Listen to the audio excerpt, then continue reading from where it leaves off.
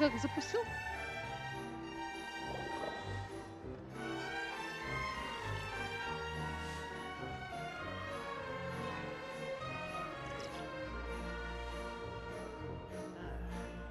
I'll think about it.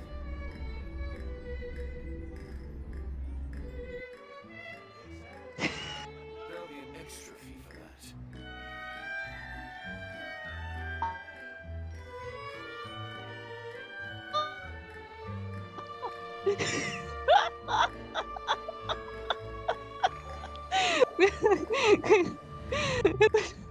Это прекрасно. I'll think about it. Extra fee for that. Это хороший остановил, потому что ты сам себя не подписался.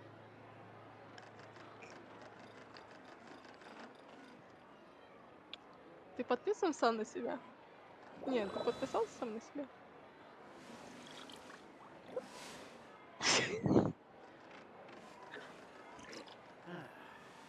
I'll think about it. Ты пытаешься поиски найти себя. There'll be an extra fee for Вроде that. бы там можно, но там надо выключить ограничения по количеству не зрителей или... Water comes in many Я не flavors to помню, the там отдельные discerning настройки. palate. Mondstadt's water is crisp and pure, while water from Liyue has an enduring aftertaste. In Inazuma, Так, the water дорогие possesses a depth of подписчики, flavor вы unlike будете any слышать... other.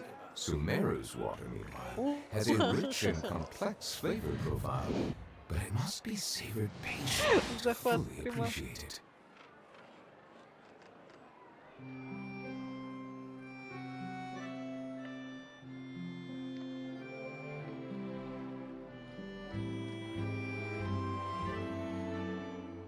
There'll be an extra fee for that. I see the value in my own work, but I also see the meaning in all the endeavors of the people of Fontaine. Вообще прикольный, такой широкий, знаешь, кинематографичный экран, потому что есть полосочки сверху и внизу черный. Не, мне нормально, в принципе, мне так пойдет. Я не против. Это добавит трагичности в историю. Ты знаешь, как Nintendo будут трагично играть просто. Ух. А сейчас стало как будто бы такое в окне маленькое. Это получше.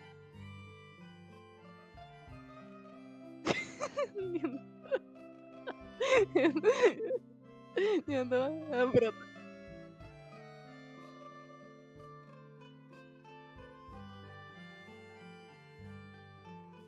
Блять. Вот слушать свой голос, я чувствую, какой он у меня ебанский. Я заглатываю какие-то слова и говорю так нечетко все.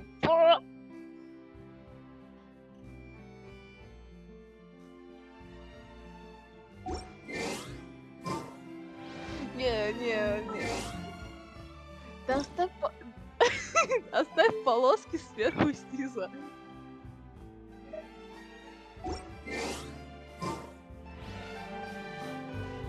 There'll be an extra fee for that. Кстати, реально имба на телефоне открыть. Сейчас. А у меня же на телефоне-то нормаль-т, там еще и будет все в чики-пуки по времени.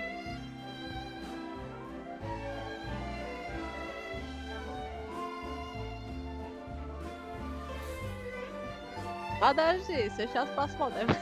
Только, конечно, мой телефон не потянет, но уж.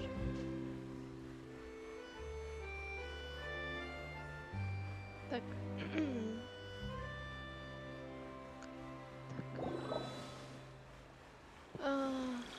Вот-то...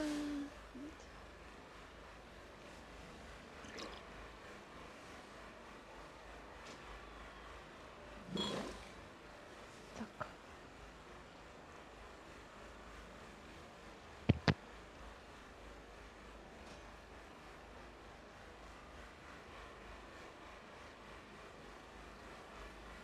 Да, вроде бы нормально.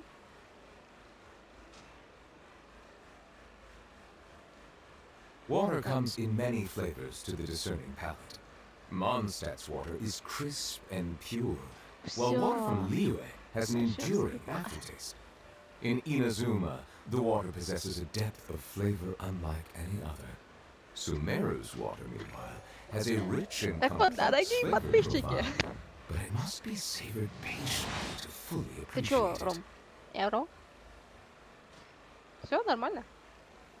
У меня нормально по экрану на телефоне, то есть он прям фуловый и нормальный.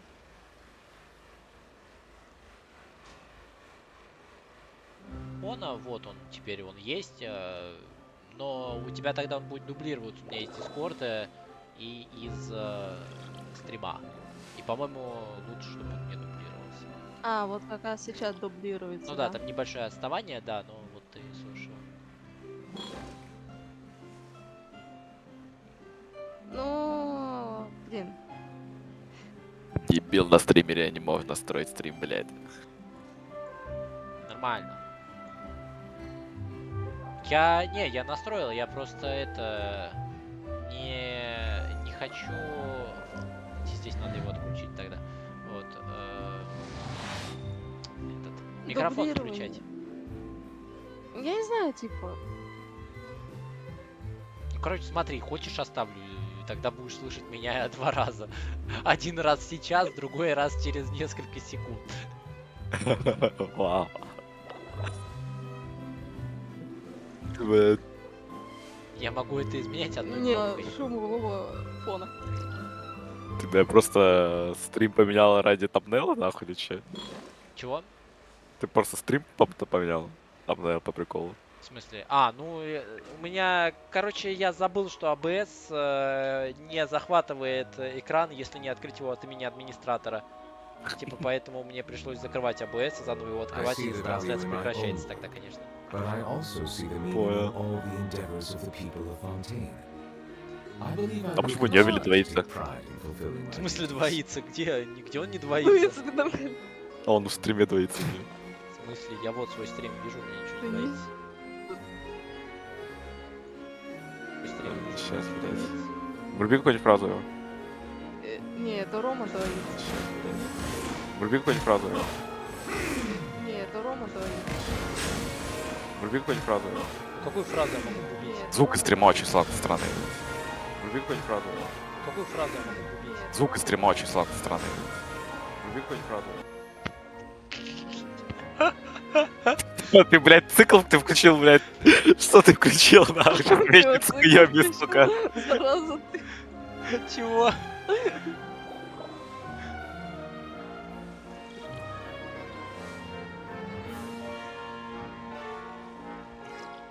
Че это было, блядь?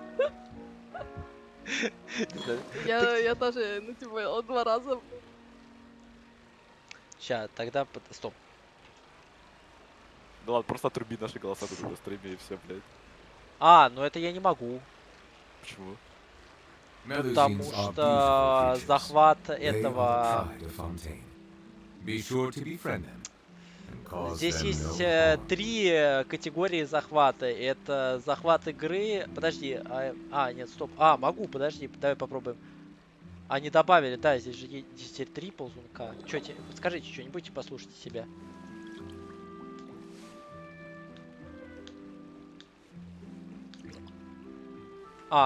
Блин, хрена. Кстати, раньше этой хрени не было, вот слушай. Раньше она была экспериментальной, и причем можно было сделать только то, что микрофон вот так сделать. А теперь я могу прям вырубить рабочий стол. Я его не заметил, он типа здесь скрыт немножко. Ну я знаю, я могу выключить, если надо.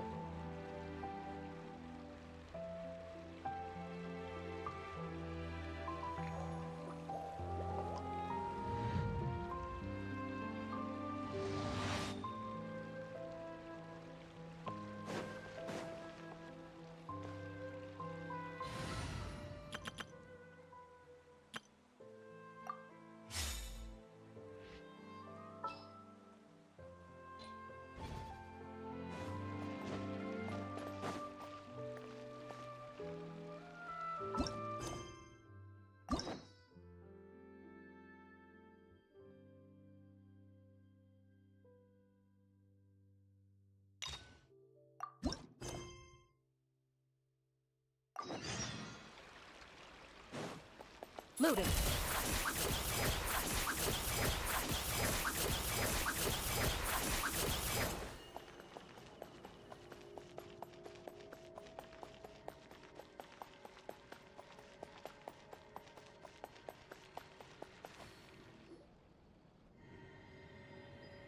Well, if it isn't my dear partners. That voice! It's Navia! I didn't expect to run into you guys here today. Are you headed somewhere? How about you, Navia? Are you still busy rebuilding Poisson? We've wrapped up most of the rebuilding, but there are still a few things left to take care of.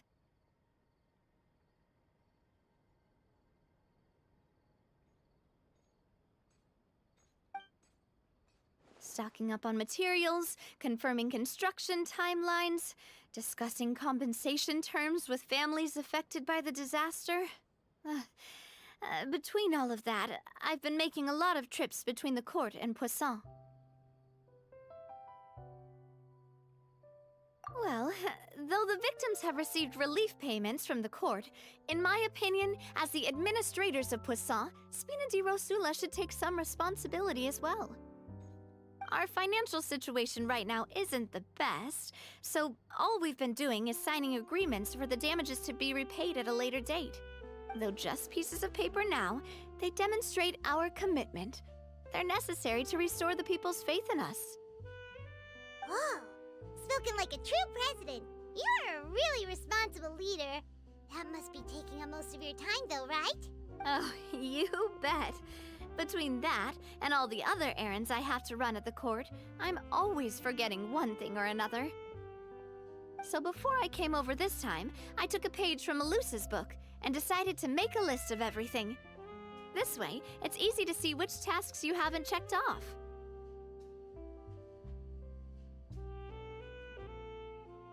And then, since Melus loved using shorthand, I decided to also follow his example and come up with some shorthand of my own. But after running a few errands in the city, I'm kind of struggling to even read my own handwriting anymore. That does sound like you, all right. So what kind of shorthand did you use? Oh, wanna take a look? Let Paimon see! Wait, there's nothing here but a bunch of weird symbols. This looks like a piece of kelp wrapped around a stick. And this other one, is it supposed to be a boar in a box? The first one has to do with confirming the final payment amount for the fishermen, while the second one is a reminder to try the new burger that just hit the mark. Okay, Paimon can definitely see how you might forget what each of these mean.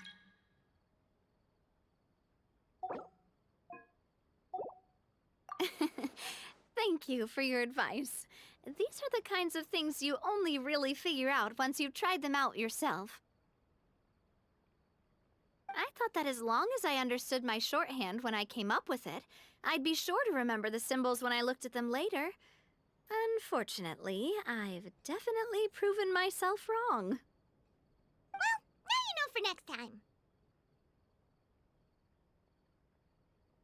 Anyway, I should have already taken care of most of the things on the list. There are still a few symbols that I can't decipher, but I don't think they're anything too super important. Worst comes to worst, I'll just make another trip. Ah, so you're going to head back now? Yep, that's the plan. Oh, actually, since we talked about the reconstruction earlier, wanna come with me and check out the You said you don't have any plans, right? So we can just catch a boat and head over. It won't take long at all. It's a bit sudden, but Paimon doesn't see why not. What do you think, Traveler? Then let's go. We'll take a boat over. Oh, you mean the aquabus, right? Oh, sorry. I meant our own boat. The aquabus doesn't have a station near Poisson, so we'll use one of the Spina's boats. All right, follow me. I'll take...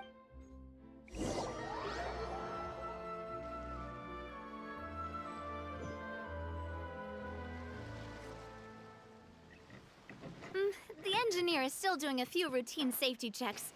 We can head out as soon as we get the green light. So, Paimon has always wanted to ask. The 3 Aquabus lines are all named after people in your family, right? Yeah, that's right.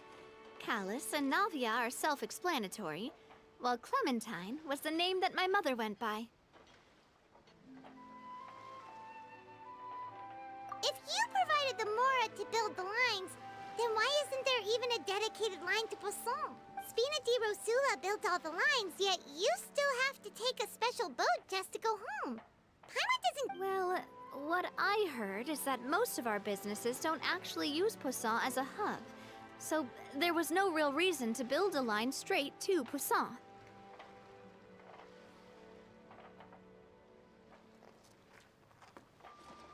You are right that it is a bit strange, though. If you've already committed to build 3 lines, why not just add a 4th? Yeah, that's what Paimon's saying. The Aquabus is so convenient, it's really a huge shame.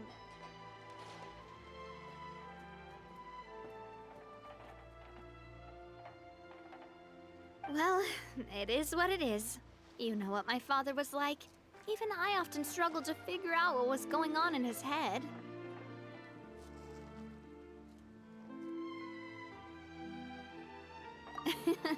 But that would only be the case if he cared about what others said. From what I've heard, the rights of all the other members of the Spina only went as far as giving him advice or suggestions. Huh. Well, that explains why you weren't on the greatest of terms with him. Yeah, because I wouldn't just let him keep getting his way. He was just... not very agreeable. Boss, the boat's ready. We can head out. All right, then let's head out.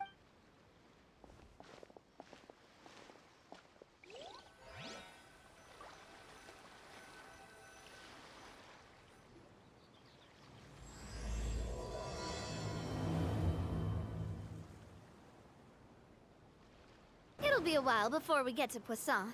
Let's keep talking. Navia, what was your mother like as a person? Oh, Paimon, sorry. She totally forgot that you mentioned before that she passed away during childbirth, so you probably don't remember her at all. That's all right. I've heard many stories about her from the rest of the Spina. They've always said that they were sure we would have gotten along famously. While my papa was stiff like a board, my mother was supposedly super cheerful and funny. Their complementary personalities allowed them to make up for each other's flaws. My father would run the businesses and expand our reach, while my mother would keep the peace and make sure that everyone was happy. Their work made sure that the Spina could grow and thrive. Sounds like they were not just a well-matched couple, but fantastic business partners as well. Yeah, but those are just stories and anecdotes after all. It's hard for me to piece together a more complete or intimate picture of her. But sometimes, I'd still look at the Clementine line and wonder, would the Spina and Poisson still be what they are today had my mother survived? Silver once said that a name is a kind of inscription, a way to etch a memory into the world. When given a name, a cold, inanimate object can gain a completely new meaning. So, I will always associate the line with her in my heart. Over the past few weeks, I've also begun to appreciate how water can take in and hold our most intense feelings and memories, as well as how one may reflect on their past by watching the sea.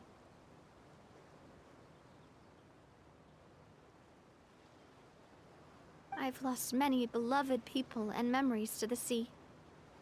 Even though I cannot stop for them and must continue to keep moving, the fact won't change that they existed in my life and gave me the reason and motivation to move forward. Always. But no matter what, we can't change the past. But I tell myself that I need to keep looking towards the future. Everyone, even my parents, have already overcome so many obstacles. Besides, I'm the president of Spina di Rosula. I've got to keep my chin up.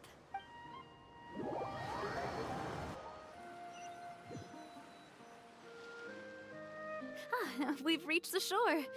Let's go. I'll show you the new poisson.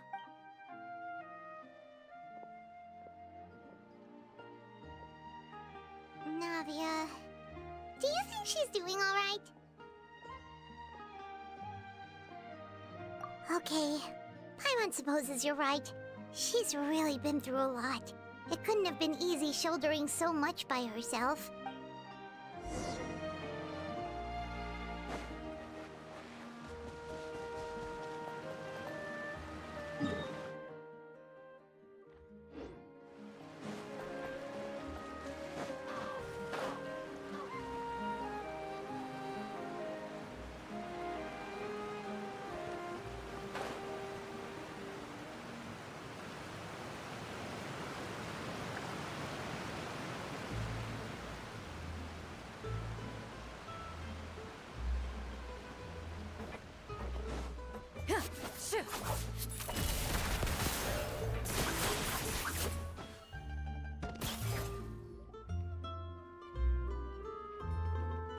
Boss, you're back! Traveler and Paimon, welcome. Oh, hey! Fancy seeing you again, Florent. Hey, I can totally take care of myself. For the time being, I'll go around without. We did hand over some of Malus's old responsibilities to Florent, though. It's been really nice to have him around to help out. Thank you for the compliment, boss. As you see, I've been working closely with the boss on rebuilding Poisson. Mr. Malus was an extremely capable and respected member of the Spina. I've got some really big shoes to fill. All right. There's no need to be so formal. Everyone's practically old friends by now. Were you waiting here for me? Did we manage to make any progress on the statue? Yeah, we contacted a sculptor about the job, but they can't get started on sourcing a correctly sized block without knowing the design that we want to use first. You're commissioning a statue? So basically, we've been meaning to commission a statue of my parents in commemoration of everything they've done for the Spina and the town, but since my father was known as Callus the Unfaithful for the longest time, it would have been too controversial to commission a statue of him. But now that his name has been cleared, and the town is also being rebuilt, I thought this would be the perfect chance to actually realize this dream. The funds to build the statue were freely donated by the people of Poisson to show their appreciation for Miss Clementine and Mr. Callus and everything they did.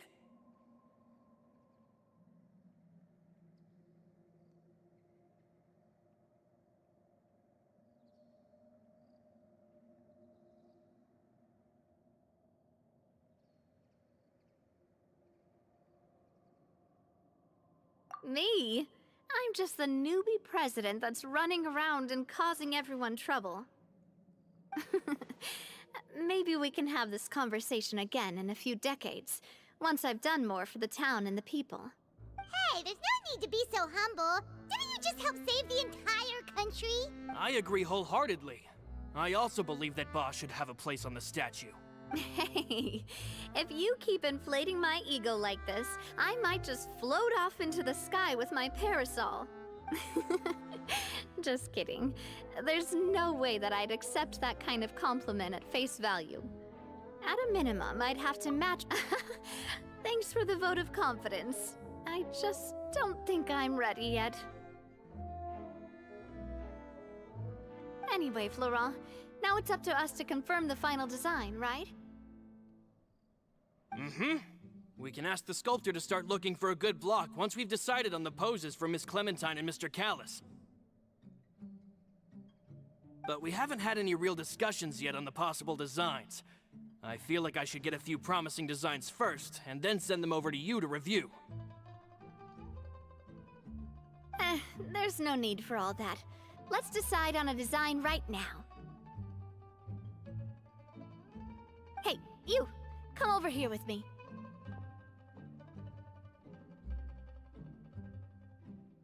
Modeling a few poses, of course. Here, just pretend to be Callus, and I'll be Clementine. Didn't you say on the boat that Callus and Clementine sounded like great partners? Well, then there's no one better to fill this role than my most valuable partner. Florent, let's grab some reference shots. You've got it, boss. I'll go get the camera. Well, what do you think? Got any ideas? Well, I've actually discussed it a bit with Florent before, but I could never come up with any fresh or original ideas. It's probably because my idea of them is already kind of set in stone. So, I want to pick your brain for a bit, and I'm all good here, boss. Feel free to start posing whenever.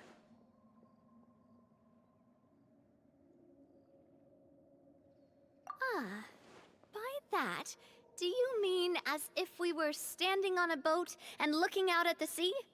Sure, let's give that a try. Whoa, you really remind Paimon of a captain and their first mate!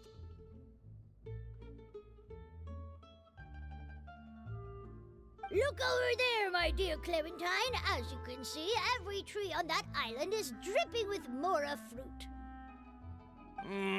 But there's something off with the composition. This pose makes Mr. Callus look too tall next to the lady. Oh, I see what you mean. Then let's swap.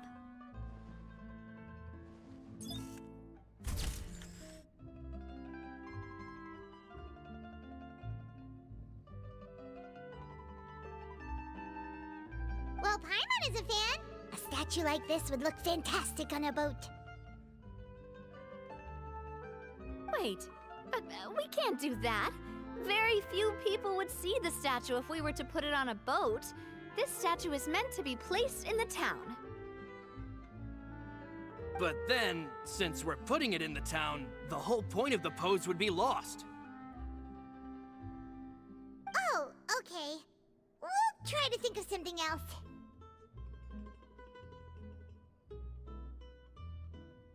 A happy pose? You mean something like we were laughing together at a funny joke?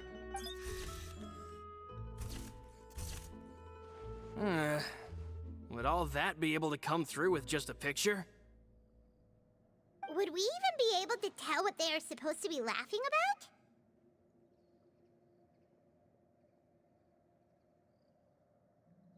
Yeah, and that'd probably be a massive pain to sculpt as well. Could one of you try striking a pose like you're talking while the other one laughs?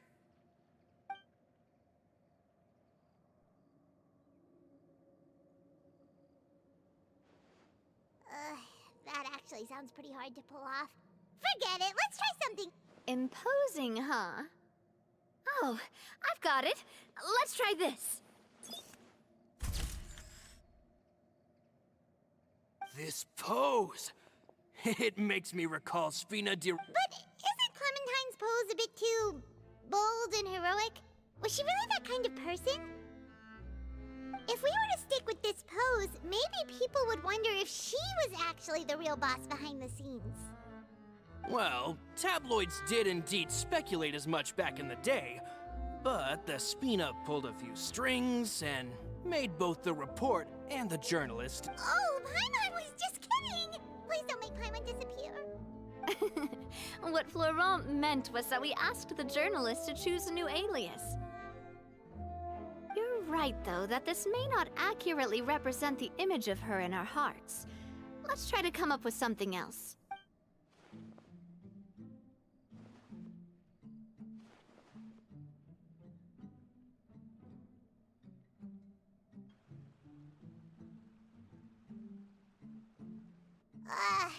We tried a bunch of different ideas, but none of them felt right.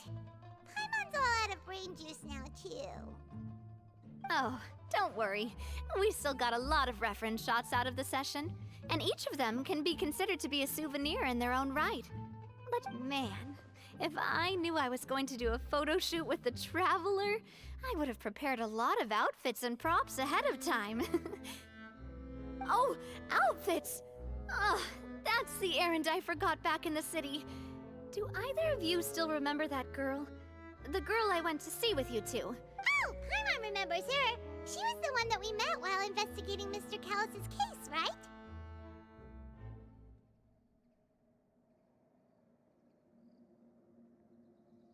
Yes, that's exactly who I'm talking about. So, after the case, she was finally willing to talk to me, and she told me that she wanted to join the Spina too. I said that it's fine, but young children are not allowed to join the Spina. She will just have to wait a few years, and then we'll welcome her with open arms. Since she's still a child, though, she thought I was just trying to let her down gently. But how could I get her to believe that I meant what I said? In the end, I came up with an idea, but I got so busy and distracted in the city that I forgot to pick the uniform up. So I did forget something important after all. Don't worry, boss. I can send someone to pick it up right away. On the matter of the statue, we should still come up with a few more ideas for the design. I'll have to trouble you to source some for me. We could have just done that from the start. Yeah, you're right. They'll have some value with...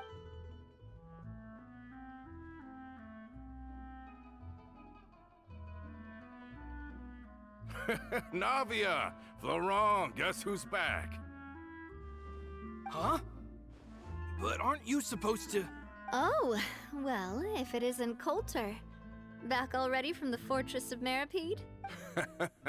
That's right. I finally finished serving my time. Gotta say, turns out I was a lot tougher than I thought. After I got out, I immediately made a beeline back to Poisson. You could say that familiar, briny smell became a primal call, urging me to forget everything else and just come back home. You wouldn't believe how much I've missed Melissa's grilled fish. I dreamed about it every time I had to get a welfare meal down there underneath the sea. It's good to have you back, Coulter. You look as... And this guy is... Ah, let me introduce you. This is Coulter, another of Spina di Rosula's members. He was found guilty and sentenced to the Fortress of Meripede some time ago.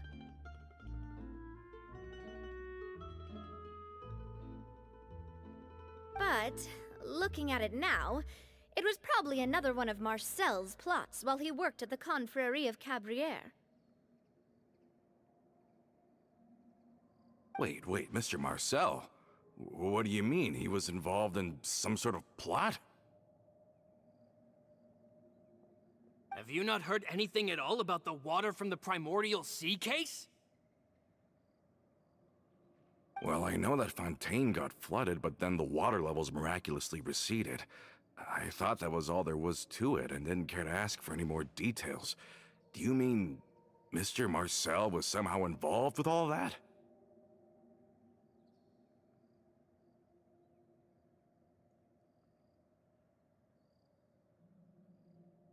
Oh, looks like we'll have to explain everything from the top. That case, a lot of things have happened in Poisson since then. First things first, let me introduce you to these two. They're my most trusted partners, and they've been with me through thick and thin. Oh, nice to meet you. I don't recall Navia ever generously complimenting anyone like that before. So you must be pretty... Yeah, we are indeed pretty amazing. Humble again as always, I see. Even when I was totally sincere with my praise. Nice. Spina di Rosula always seems to attract great people. Oh, that reminds me. Where are Malus and Silver? Aren't... About that. Coulter, a lot of things happened while you were gone. They lost their lives, keeping me safe during the flood. What did you say? This isn't some kind of morbid welcome home prank, right? You're just scaring me on purpose because... I'm sorry, but it's the truth. Malus and Melissa, dead. They're just gone? Malus. I was planning to give him a surprise gift once I ran into him again in town. I can't believe it. Hey, keep it together. Malus and Coulter were friends for many years, and even served on many missions together during the early days of the Spina. I can understand how he feels. Oh, let's sit down somewhere, so I can tell you everything that has happened while you were gone. Okay.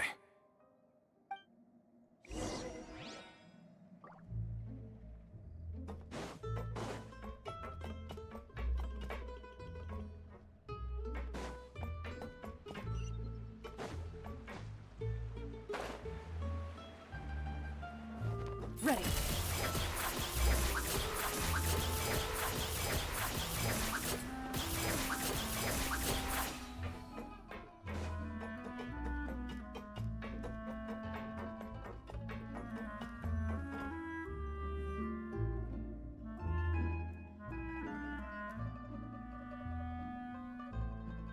All of this.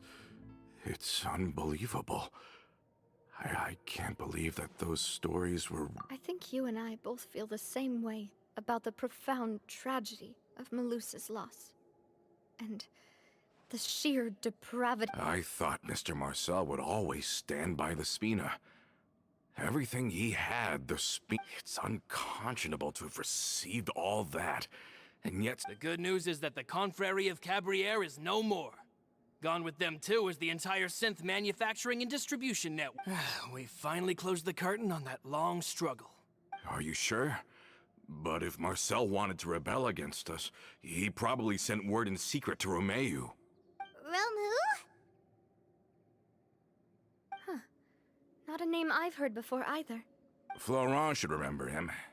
You see, there was once a major internal dispute regarding funding the construction of the Aquabus lines. Romeu was the leader of the faction that thought such a vast sum of mora would be better spent improving the town of Poisson.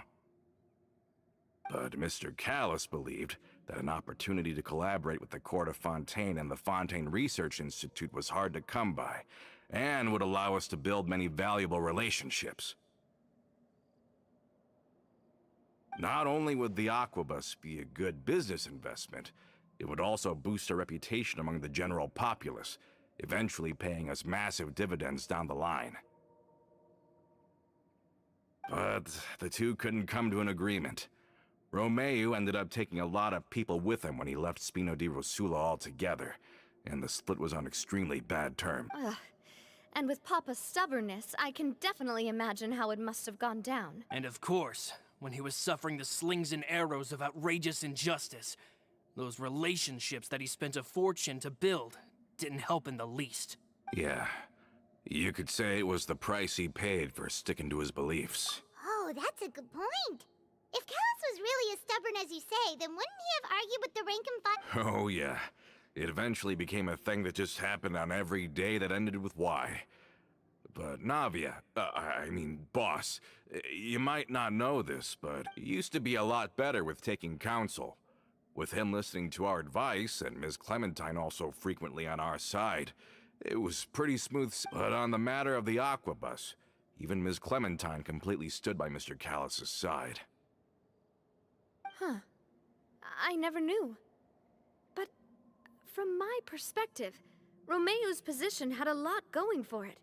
Couldn't they have sat down and talked it out? I think the Aquabus was just the straw that broke the camel's back. On that topic, they eventually came to a rather radical conclusion. They believed that Miss Clementine lost her ability to serve as an impartial mediator when she became pregnant with Callus's child. So, they thought she had betrayed them? But that doesn't make any sense. Before she was their mediator, my mother was also her own person, and a member of the Spina. She should have the right to take any side she wished. Yeah, but to them, even taking a side was betrayal enough. They felt like their voices could no longer be heard once their sole mediator... Of course, Ms. Clementine then passed away, and Mr. Callus began to regard the completion of the Aquabus project as her final wish. With that, the last hope of reconciliation... So that's what happened. From that point on, Romeu and his people cut ties with the Spina, and never gave us any kind of professional or personal courtesy ever again. Perhaps they've regarded us as enemies ever since they left. But even so, there is still no proof that they ever acted in concert with Marcel. I've also heard that they aren't in a good financial position, so they've been lying low for a while. But as long... I think Coulter's got a point. Both Marcel and Romeo had my father in their sights for a very long time. Even though Marcel's faction has been dissolved, we still don't know anything about Romeo's whereabouts. If they're still trying to get revenge on us, with how distracted and vulnerable we are, now would be the best time. Good thinking, boss.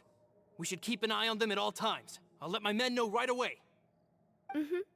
Thank you for that, Florent. And Coulter, thank you for telling me about this as well. Don't worry, it's nothing. Do you have a moment right now? How about we go out for a walk? I've heard so many incredulous things today. I'm finding it a bit hard to calm down even now. I mean, to think that I'll just never see them again. In that case, why don't we go back to the court? I can pick up Adele's uniform while we're there as well. It'll save Laurent's guys a trip. Want to come with me again, you two? You don't mind, do you, Coulter? Of course. Then let's go! Paimon feels like a lot's hinging on this visit. We really are the best of partners. Come on, let's go.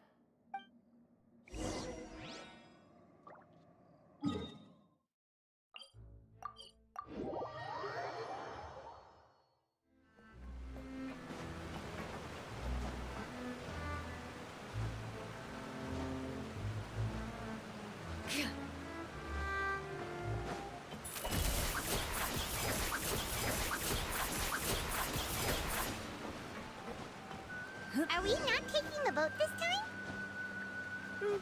It's nice to walk from time to time, isn't it? Think of it as something like a hiking trip. Once we're there, we can stay a few days before we return. Sounds good. I haven't walked this road in a long time.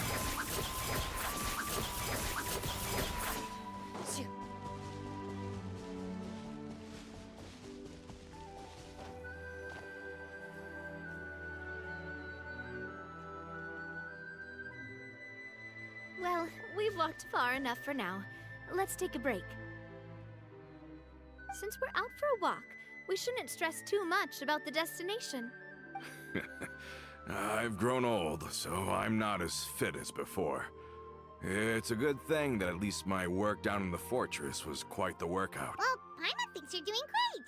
We didn't have to slow down for you. Back in the days before the aquabus lines were built, we often had to hike north with our goods, then catch a boat to the court.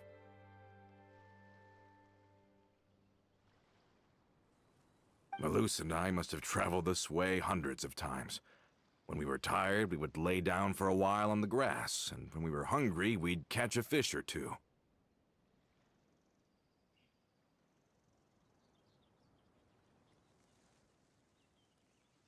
The Spina was still on the rise back then. Mr. Callus was generous, and everyone had the chance to strike it rich. So, of course, we all worked really hard. And now, in the blink of an eye, the aquabus lines have been built, and this road has fallen into disuse. Oh, I know. I was just being a little nostalgic. Then let's stay here a bit longer. Anyone want snacks? Oh, is this another chance to try some of Navia's macarons? Paimon's been dreaming of them. Yep, I figured you wouldn't say no to a few more. Oh, wait.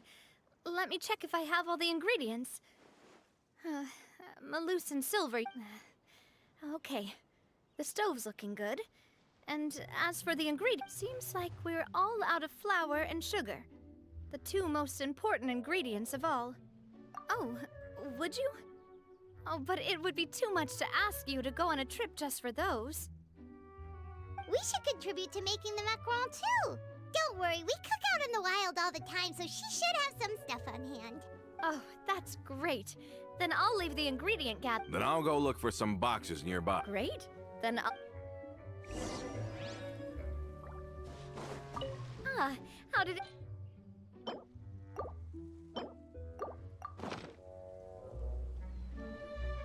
You've all done your part. Whoa! bacon tastes magnificent! Your cooking is as good as ever, Navia. Boss's baking skills have always been famous. Everyone in the Spina knows how Oh, it's just a hobby. There's no need to praise me for it like that. Have you two seriously never considered joining us?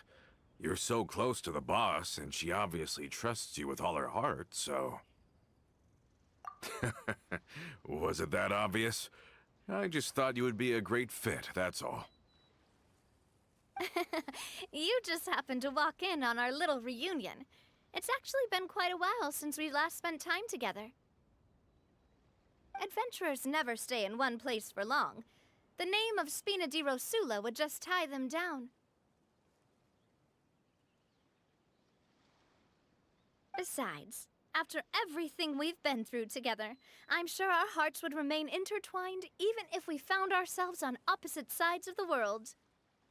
Even if Paimon was far beyond the horizon, she'd still remember the delicious taste of Navia's macaron.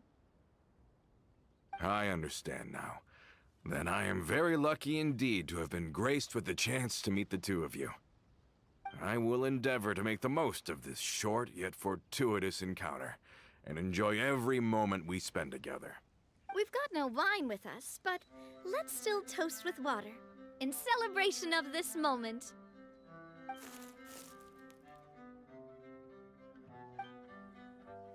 Cheers!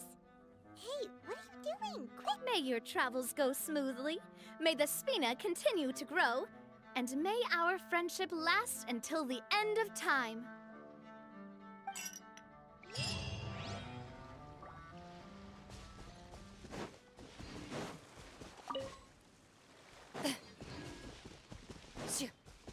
Loading.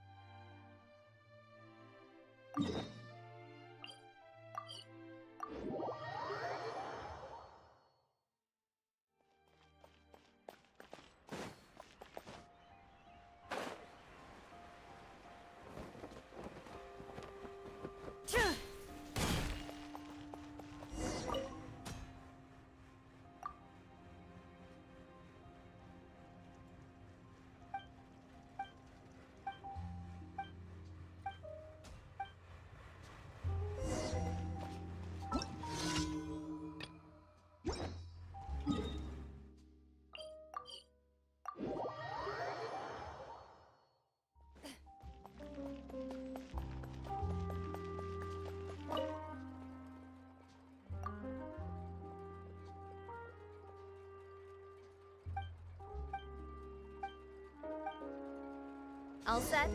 Let's move out then. I asked.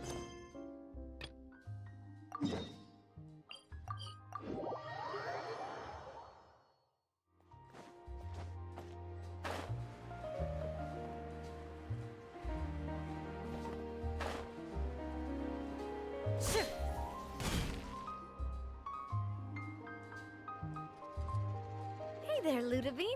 How's business lately? The Demoiselle of Spina de Rosula. I must say, your generous patronage is the one thing keeping me from going bankrupt. Nonsense. We all know what a talented businesswoman you are. No, and don't forget, she's the boss now. My mistake, my mistake. I just got so used to calling her Demoiselle. Are you here for the uniform? Yep. I forgot to drop by earlier. I didn't expect Demoiselle to come and pick it up in person. Navia's always liked to take even small things seriously. Hey, that's not the only reason I'm here. We mostly just needed a walk to clear our heads. There are few things more uplifting than taking the first step on a new journey. Boss has got a point. Going on a trip with friends. Very well. Please, wait here while I retrieve the uniform. Can someone remind Paimon again why Adele wants to join the Spina? She hasn't given me any concrete reasons. All she says is that she really looks up to me. After we cleared her father's name, she became a lot more cheerful and outgoing. It's probably because she now knows for sure that her father was never a bad... She said she used to be terrified of Papa. So, as a result, she found all the rest of the Spina super scary as well. But the Spina is very different now. She mustered up the courage to talk to me. Yeah, you could say that. She said that she wanted to become someone like me. Someone who could lend a hand to others, instead of standing still and waiting for others to help her. From the sound of it, she'll be a wonderful addition to the Spina. I think so too. But for now, let's focus on giving her a great atmosphere to grow and thrive. She can commit to us once she's older, and can really make that decision for herself. Is something up, Traveler? Huh? Tailing? Oh, Paimon's coming. I'll go check it out too. Coulter, please hold on to this for me. All right. Paimon saw them too! They headed up! Stop right there! Wipe out!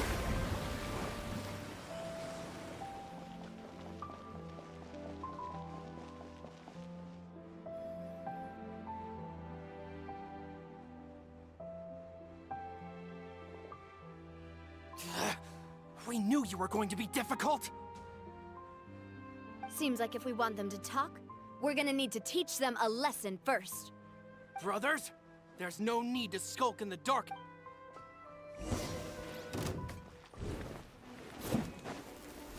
Oz, reveal thyself! The wind knows. Growl, growl, growl! Now, talk. Who are you? And why were you tailing us? Don't think we'll let you off easy if you keep silent.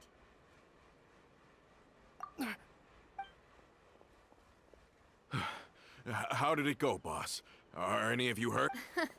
If you thought they stood any chance against us, you were sorely... Anyway, stop playing tough and start talking. There won't be any room for negotiation once the Maison Gardiennage gets involved. We're looking to get vengeance on Spina di Rosula. We were discovered, and can't beat you in a fight. We admit it. We lost. Get revenge? Wait, you're not Romeu's followers, are you? You actually know that name? But if you do, then surely you should understand why we hate you so much!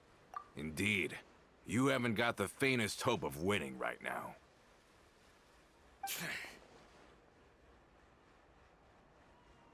We were out drinking when we saw Navia. We got so angry we decided to follow you guys and look for an opportunity to really mess up your day. Too bad you guys messed up ours first. Huh? You're pretty sharp, but so what? We didn't do anything. And now it should be pretty obvious that we can't... Seeing you like that just really ticked us off. And we... Listen, Callus is long dead. No matter what happened in the past, I want to be able to start things anew. I am the current president of Spina di Rosula. If your boss wants to talk with me, I'd be happy to meet with him. I won't press charges for your attack. That should also help demonstrate my sincerity. I understand. Thank you. I'll let our boss know. But if you so much as think about pulling something like this again, I won't be so lenient next time. All right. We get it. Come on, let's go. Are you sure it's okay to just let them go like that, I don't want to inherit my father's grudges, too. Moreover, when it comes to the if the other side is willing to talk, I'm happy to open the door for a reconciliation. I support Boss's decision as well. The concept of an eye for an eye is a primitive practice that has no place in today's Spina di Rosula.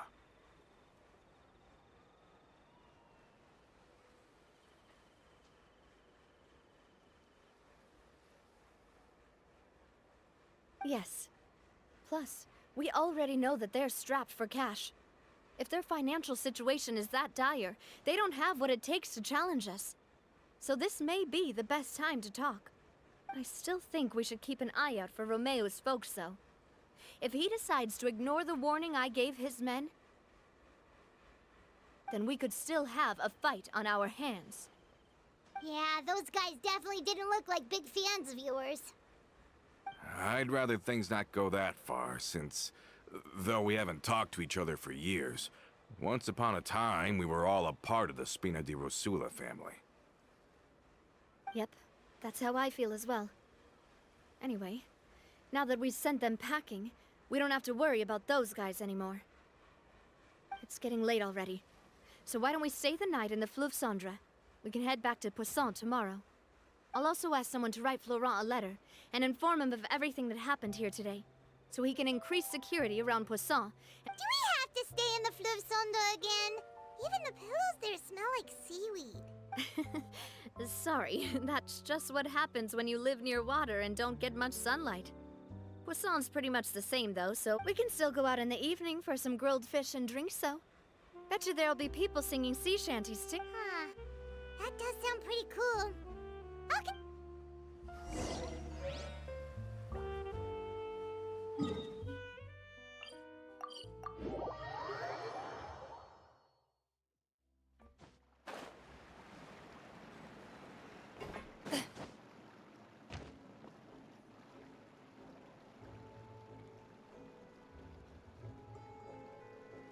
Coming back here really does feel like this place is starting to grow on Paimon. If you think about it, it would be kind of weird if the Spina's base at the court was some super luxurious building like the Palais Mermonia. Totally. Right on the money, Paimon. Although, of course, with the continued growth of the Spina, Papa wanted Poisson to eventually grow into a metropolis, not unlike the court. He was a very ambitious man, who rarely looked behind or beneath him. For better or worse, that always made him stand out from the crowd. And that's also why people hated him just as much as they loved him.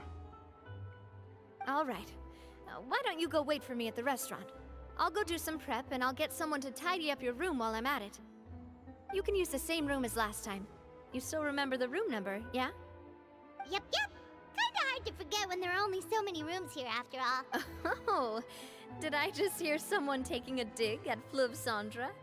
I'll tell my guys to stuff your pillows full of actual seaweed right now. Oh, Paimon, sorry! Please have mercy, Navia. If you do that, then Paimon really won't be able to sleep at all. I was just kidding. Be on your way now.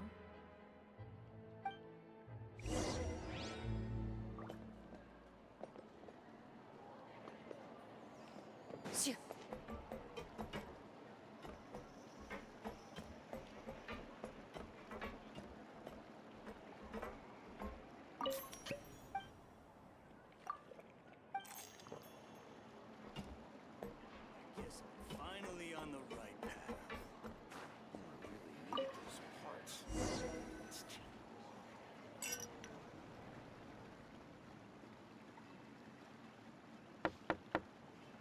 Hello? Are you asleep yet? Oh no, not at all. I just figured that since we don't get to enjoy nights like these very often, we should try to enjoy it to the fullest. Wanna go fishing? I've got some rods and lures ready. Oh, so that's the prep you were talking about. Sure, we'll come.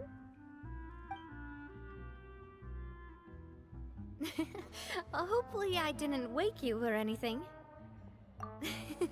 I knew it. You really are my best partner. Okay, let's go. To the fishing spot.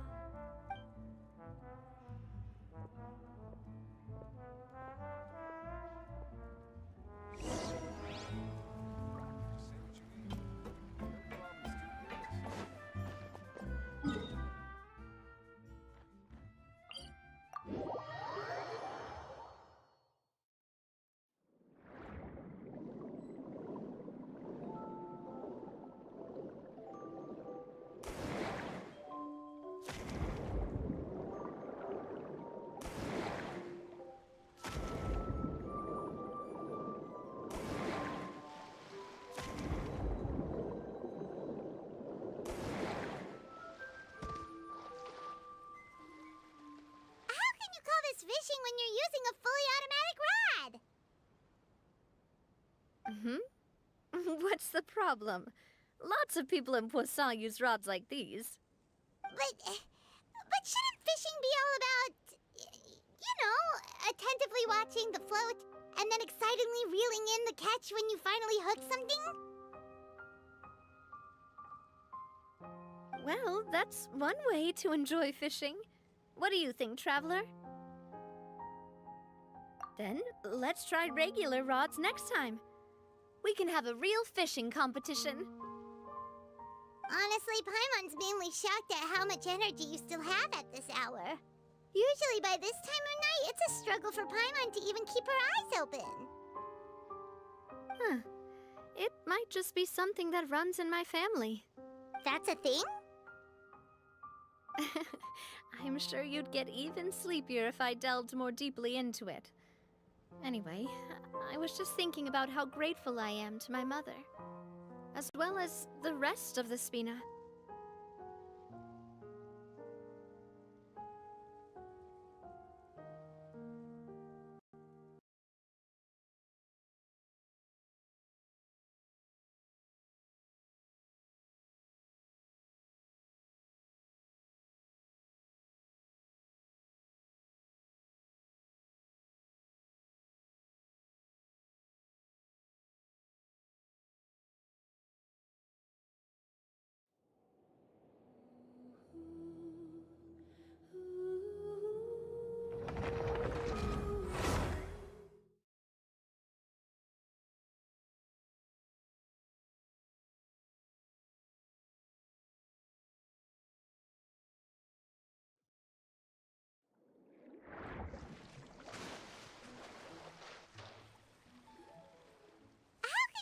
But... Well, that's one way to enjoy fishing. What do you think, Trav? Then, honestly... It might just be some... That's a thing?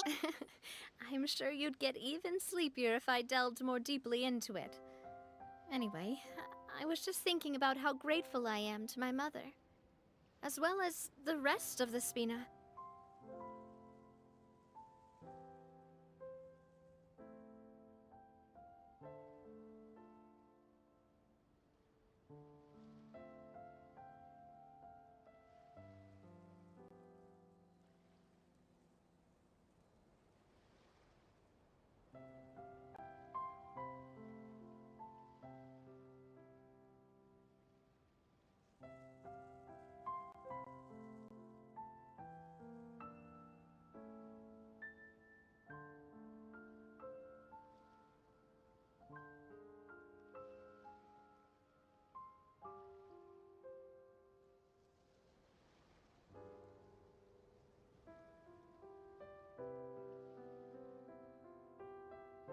My father always had a lot of unrealistic expectations for me.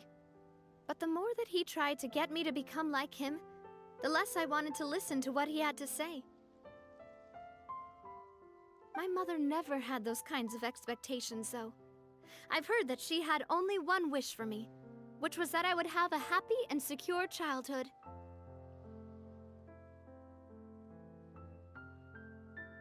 All the members of the Spina greatly respected her wish, so no matter what I did as a child, they were happy to humor me.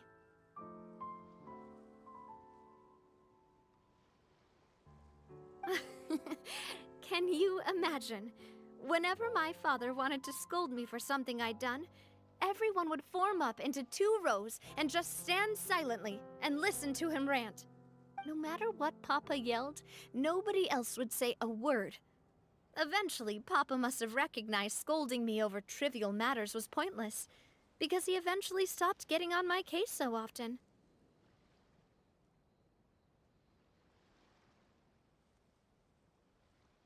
Paimon would have never guessed. Yeah. Looking back on it now as an adult, I can hardly believe how patient and kind everyone was. When I was young, I often thought that I could do whatever I wanted, because there'd always be someone there to clean up after me.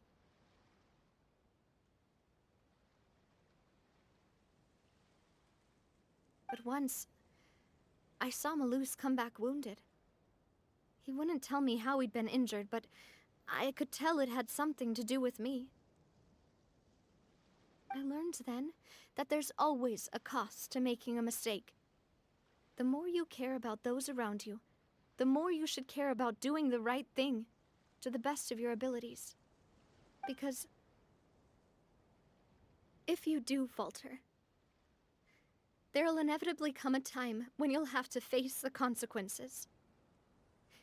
And when that time comes, though... Sorry. I shouldn't have brought that up. I wasn't planning to talk about sad things tonight. Basically, I was just saying that the nurturing atmosphere of the Spina must have been my mother's legacy, rather than my father's. And if that's the only way that I can continue to feel her love, then I'd like to pass that warmth on. Is that why you let those guys go today? Mm-hmm. Although, maybe there's a... Hey, look! I think you've got something on the line! But why isn't the rod automatically reeling it in? Oh, there must be something wrong with how I installed the mechanism. It was my first time putting one... We can't let it get away. Come on, you two. You want Paimon to help too?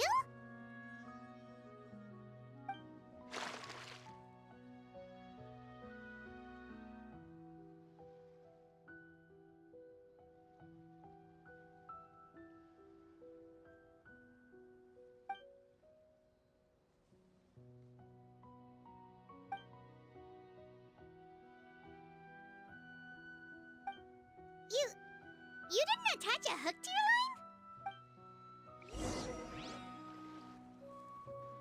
line? Stop wasting time! The boss ain't gonna wait all day!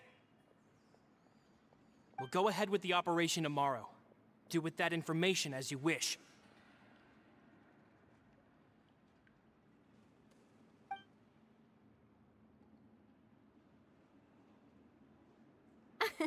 Well, your rod was missing a part too, so I guess that makes it fair. Well, if we're just talking about the number of missing parts, sure. All right, go to bed. I had a great time.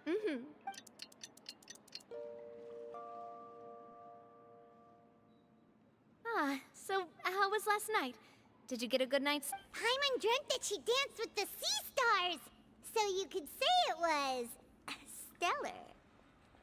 Get it? Huh.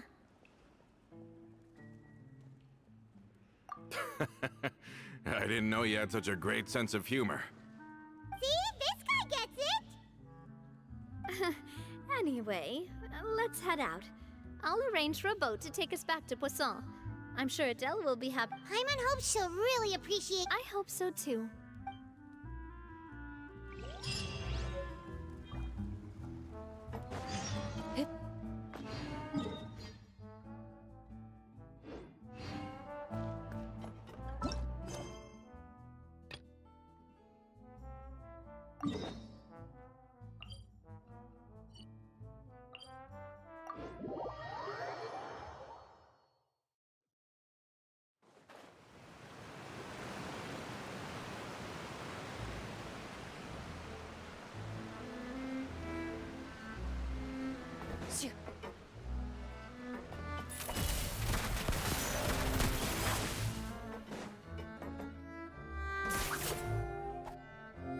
Adele, we're back!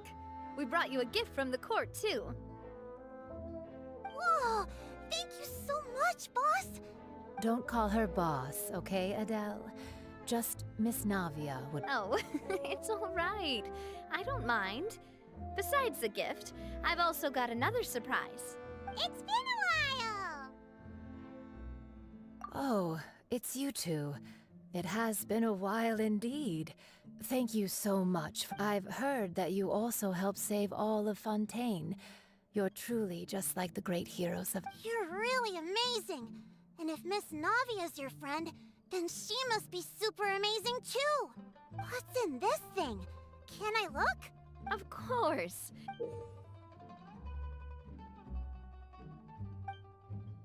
Oh, it's a Spina di Rosula uniform! Is it for me? But isn't it a bit big? Well, it's a gift for future you. When you first told me that you were interested in but it's the Spina's responsibility to protect everyone as well. Being a member means becoming involved in all kinds of dangerous situations. And so I turned you down then by telling you that you'll have to wait until you're older. But this uniform is a promise that you can. Oh, so that's it! Well, thank you so much, Miss Navia. I'll work hard and grow up as fast as I can. But you can't really grow up faster by working hard. Everyone, I'm really grateful that you remembered my daughter's wish. Thanks to the protection of the Spina, even though her father's no longer with us, we've still felt plenty of warmth. Oh, it's the least we could do. As long as you live in Poisson, even if you're not an official member, you're still part of the family. Boss! Huh? Is something up, Florent? I've got something urgent to report. Romeu and his folks have gathered outside Poisson and even shipped in a huge pile of explosives! What? Explosives? What do they want? It seems like they've been planning this for some time. We started investigating as soon as we were... But Romeu and his folks must have gotten wind as well, because they abandoned their former posts before we could even check on them. We investigated their tracks and found out that they're after Poisson. They have smartened up since we caught them red-handed at the court? Seems like they've got no interest in sitting down and talking at all. We should have gone straight to them. Sorry, I underestimated the situation. Well... On the hill to the east of Poisson, near the Clementine line. They want to blow up the Clementine line?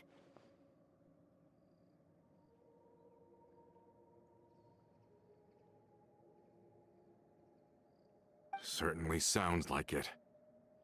Romeu and his followers hate the Spina, and everything to do with Callus. And the Aquabus was the source of their contention.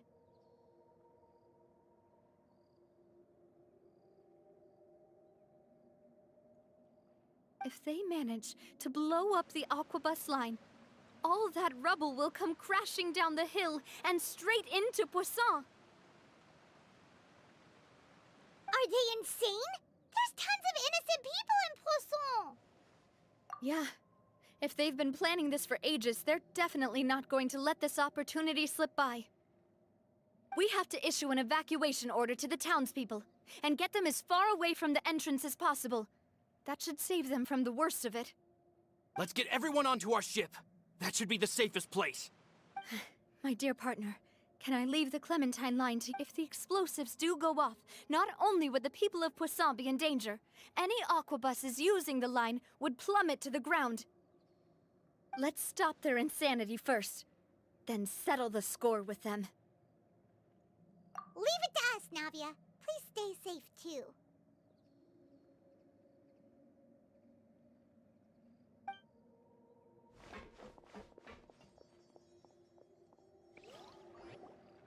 Let's go, you two. We've got to act fast. Miss Coralie, please take Adele to the ship.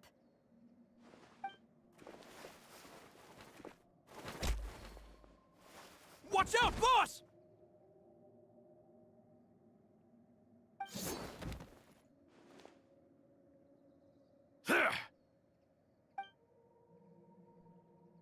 What do you think you're doing, Coulter? I thought all the annoying little hindrances had left, but I still couldn't get rid of you. You mean this was all a trick? So that you'd be left alone with me? Oh. I get it now. You knew about their plans all along. You only told us they were doing badly so that we'd drop our guard.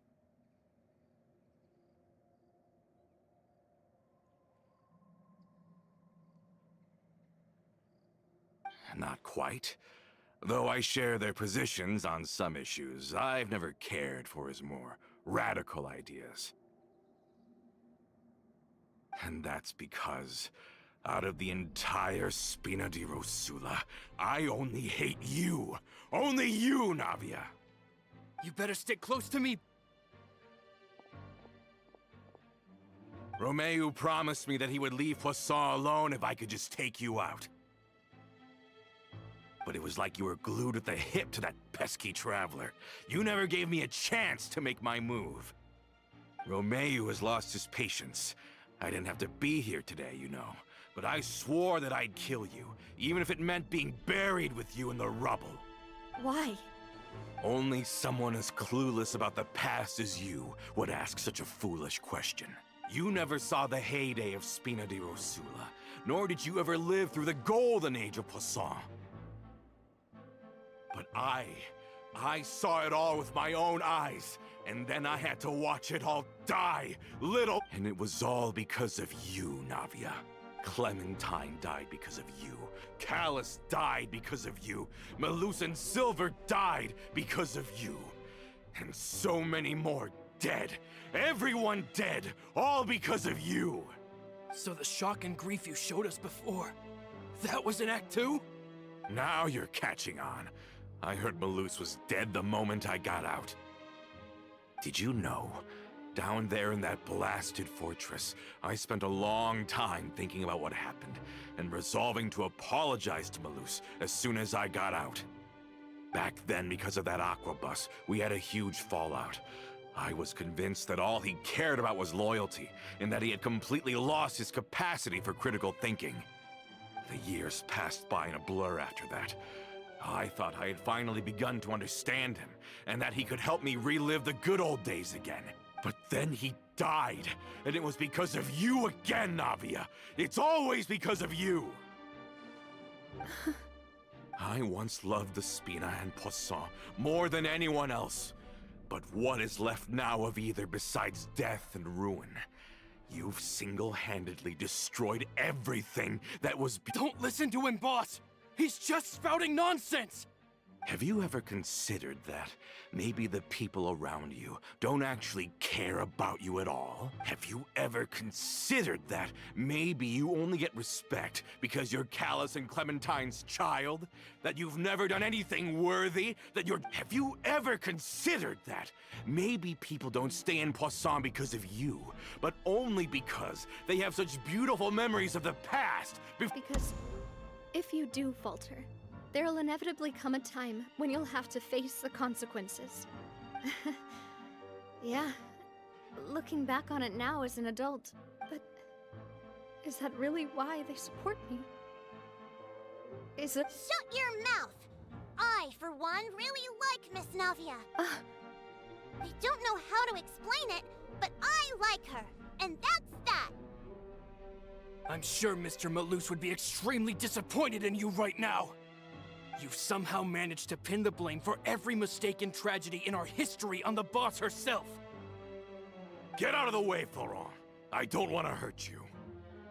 You're gonna have to. Boss, there's no time for this. Stop hesitating and get out of here before you get buried. Maybe you think you're being the realist by painting the history of the Spina and Poisson like this.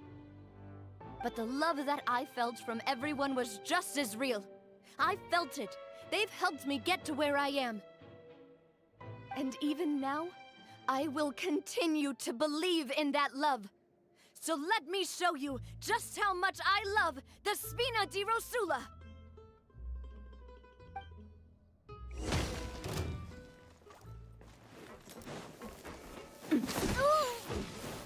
Hiya!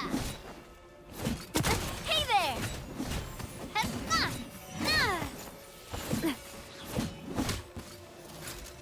Hey there!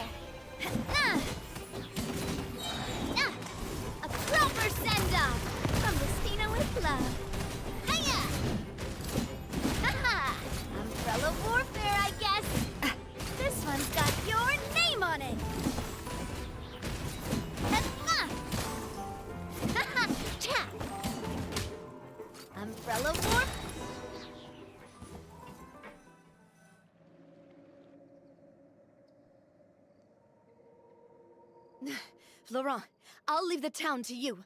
Summon the other members and help with the evacuation of the townspeople.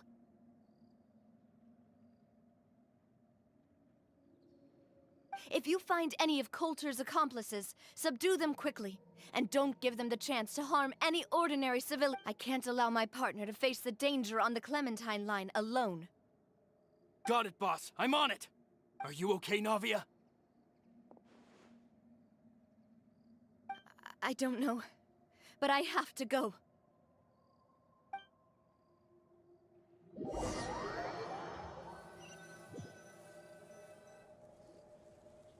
Let's hurry up there. We have to protect the Clementine line. If they're gonna blow up the waterway, they must have planted the explosives next to the support.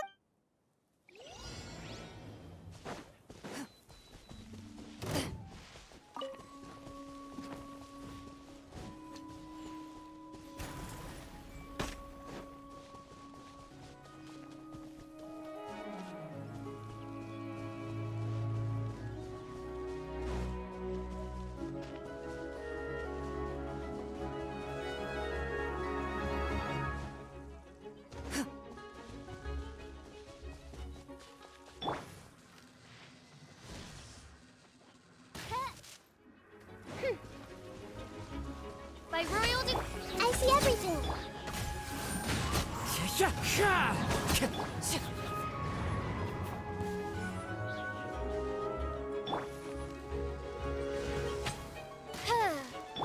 This may hurt a little.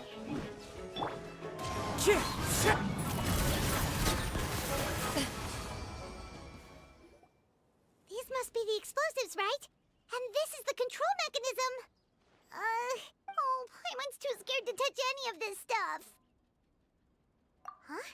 There's a strangely shaped hole here. What is it for? Oh, that certainly sounds possible. Maybe one of the people we just... Okay, you take this side, Paimon will take...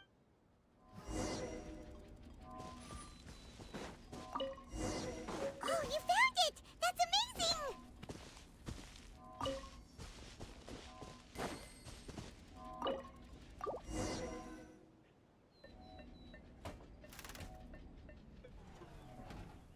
That should do it, right? Navi and Florent should be able to relax now. Oh, you're right.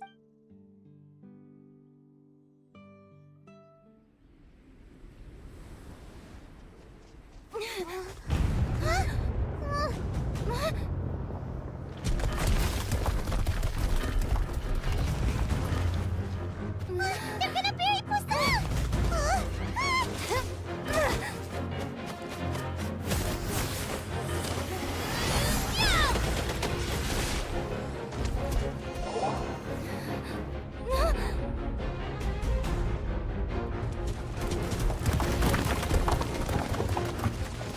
Great work, partner. Just leave the rest to me. Watch out, Navia! You can't block them all! Block? I'm doing this the Spina way.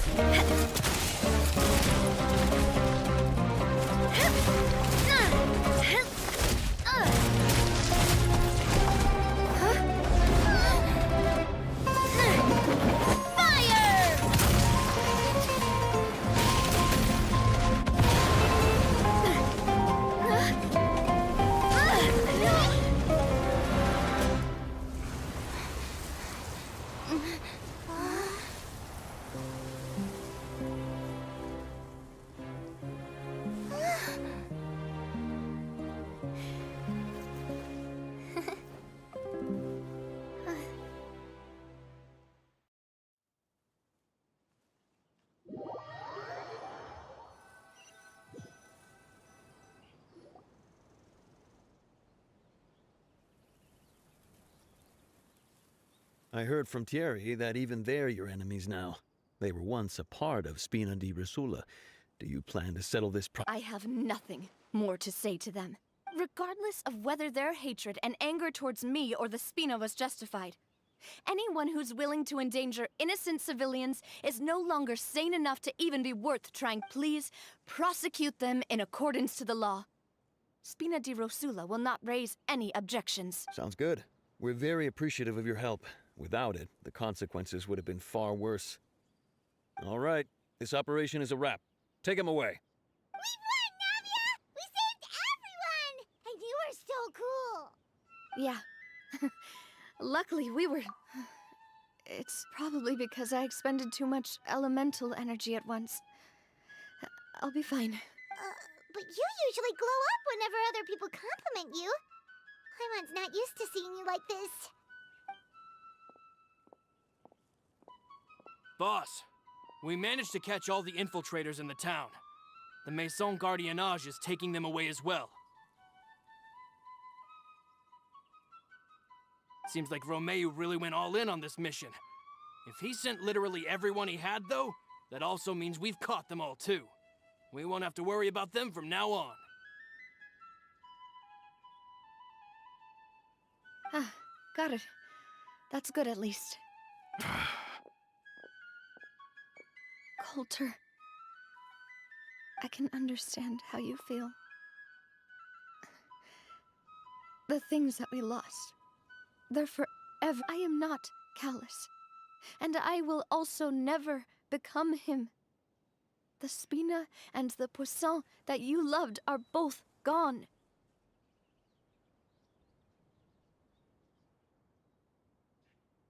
But I will not change how I feel about our future. I still believe that this is a great opportunity to start anew. I will spend more of what the Spina earns on the betterment of Poisson. What's more, I'd also like to propose some changes to the aquabus routes, so that one day, the people of Poisson will enjoy the boons it brings as well. I know what you're trying to say. Mr. Callus would never have said anything like that.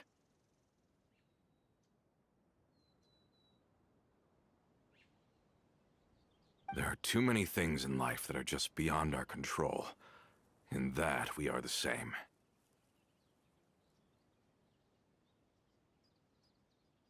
Henceforth, you are no longer a member of Spina di Rosula, but once you're discharged from the fortress... Thank you.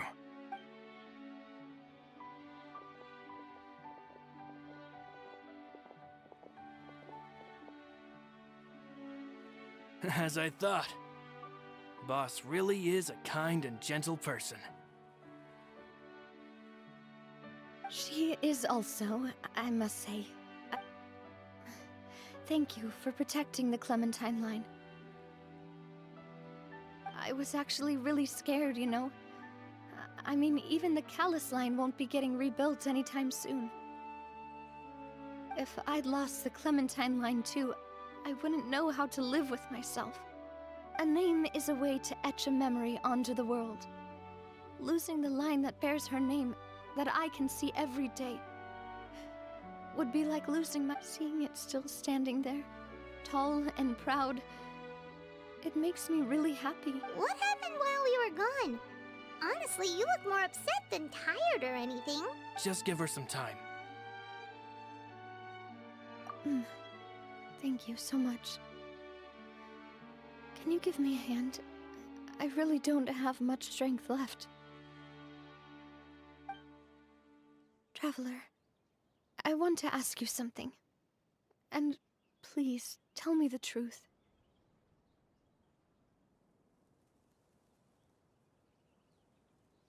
Do you really see me as your partner? Of course. That's good then.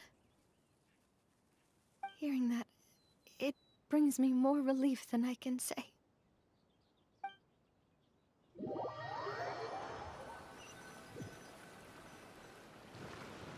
How do you feel, Navia? Any better after taking a break? I feel quite a bit better. But I should probably still rest for a few more days. Sorry, partner. I said some weird things earlier.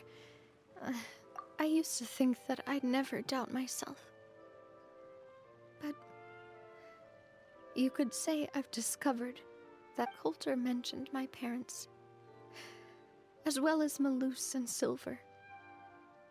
It's all thanks to them that I've made it this far in life. Do you think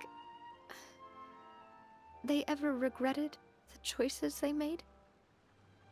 Has my existence made this world a better place?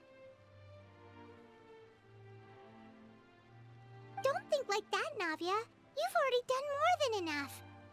No matter what others think, we'll always support you to the end of the world.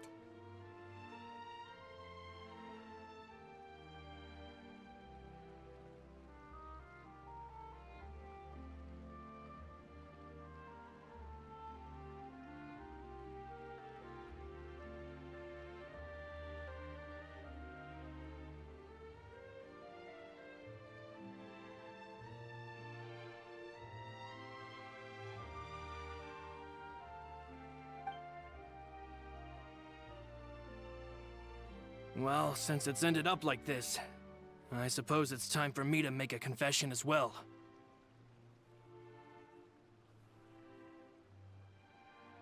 There's something that I've been keeping from you as well, boss. Please, follow me. Everything is already prepared. Florent, I hope you can understand that I can't deal with any more shocking revelations right now. Don't worry. This surprise will be a pleasant one.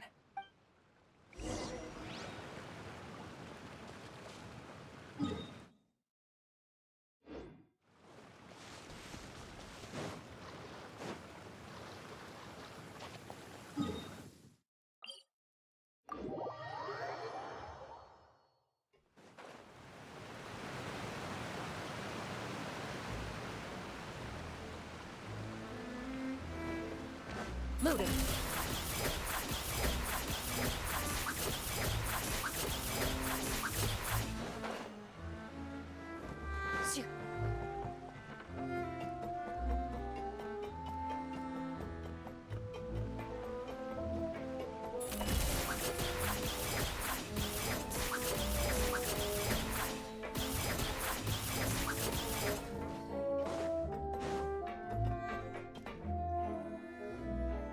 Why is everyone gathered here? And what's this? This was supposed to be a gift to you from everyone in the town. We were originally planning to show it to you once it was finished. But special times call for special measures. I've never seen you look so defeated before. So I've decided to show you the designs before the final product was done. Do I really look that bad? Well, if you're ready, I'll unveil the present.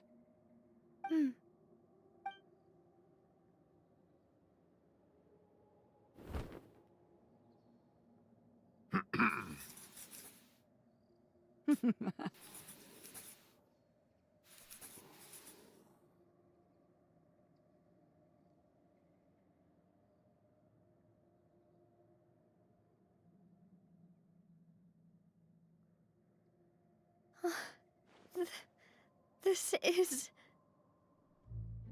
Papa, Mother,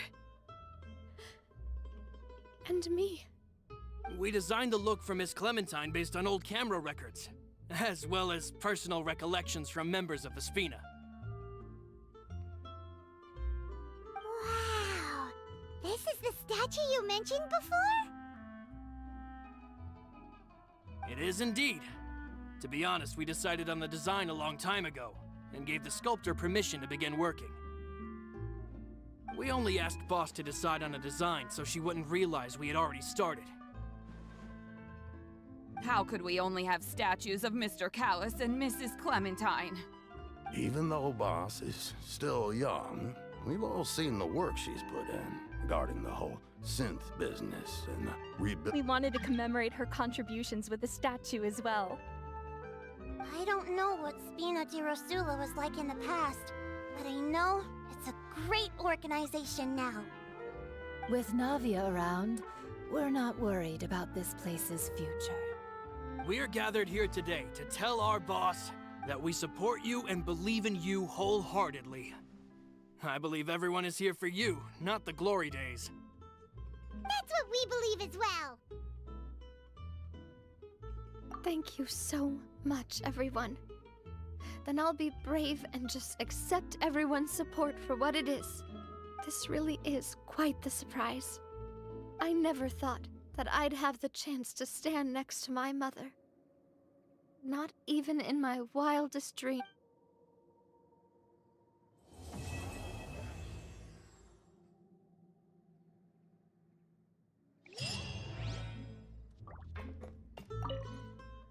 It seems like I started to question myself a bit too much.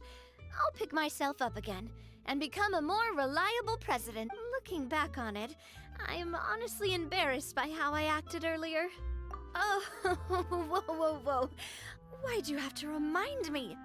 Please don't say that again. It's super embarrassing for me. Oh, forget it now. Please forget that I ever said anything. Oh, wait. But it'd also be bad if you were to forget it. Okay, but please keep it a secret between...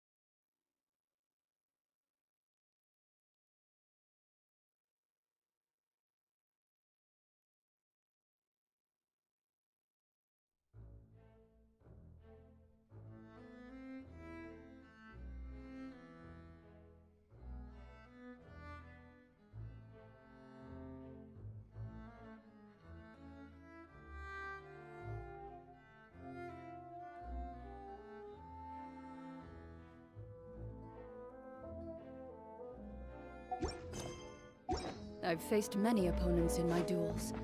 Most of them I defeated. The rest surrendered. No, I have never lost a duel.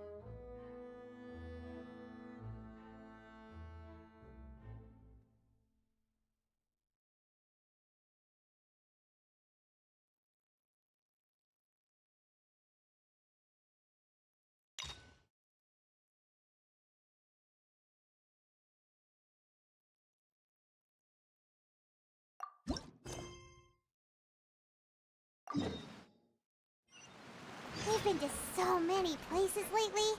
What do you say we take a day off from adventuring and just find somewhere nice to relax?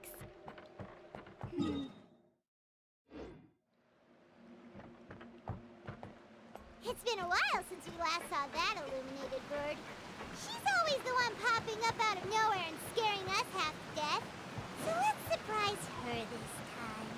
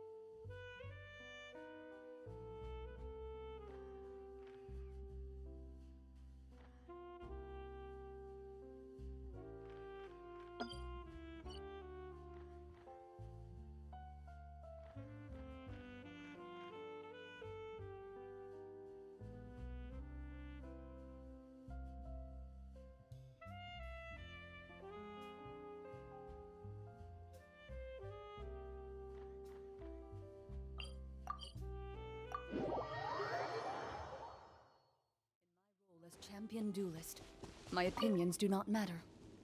For when I draw my blade,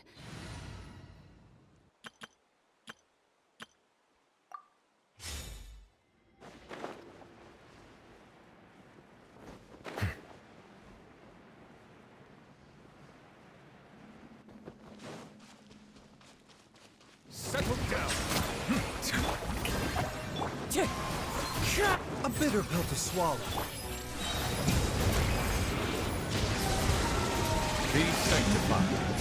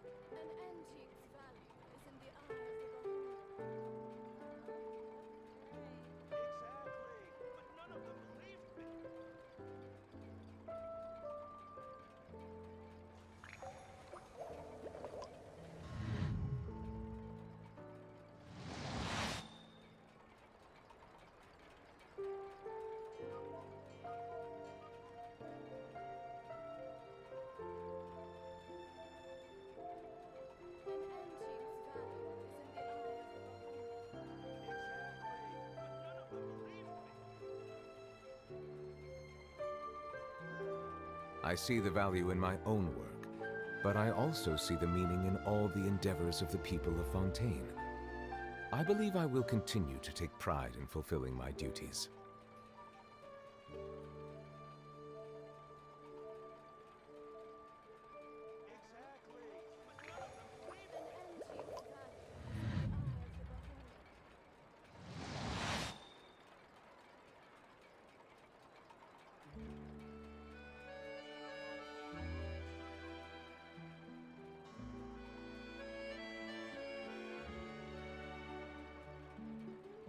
Water comes in many flavors to the discerning palate. Mondstadt's water is crisp and pure, while water from Liyue has an enduring aftertaste. In Inazuma, the water possesses a depth of flavor unlike any other.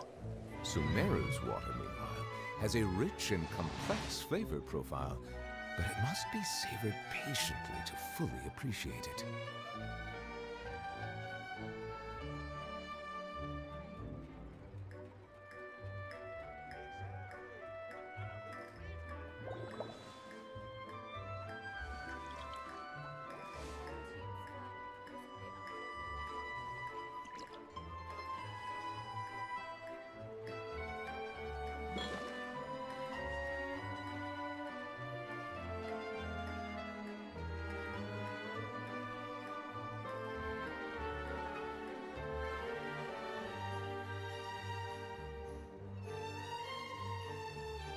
I see the value in my own work, but I also see the meaning in all the endeavors of the people of Fontaine.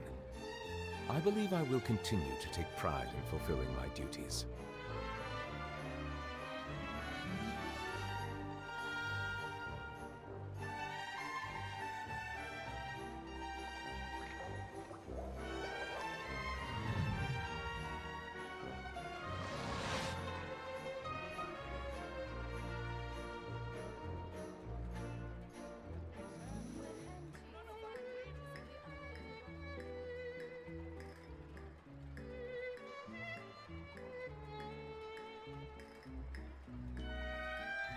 Water comes in many flavors to the discerning palate. Mondstadt's water is crisp and pure, while water from Liyue has an enduring aftertaste. In Inazuma, the water possesses a depth of flavor unlike any other. Sumeru's water, meanwhile, has a rich and complex flavor profile, but it must be savored patiently to fully appreciate it.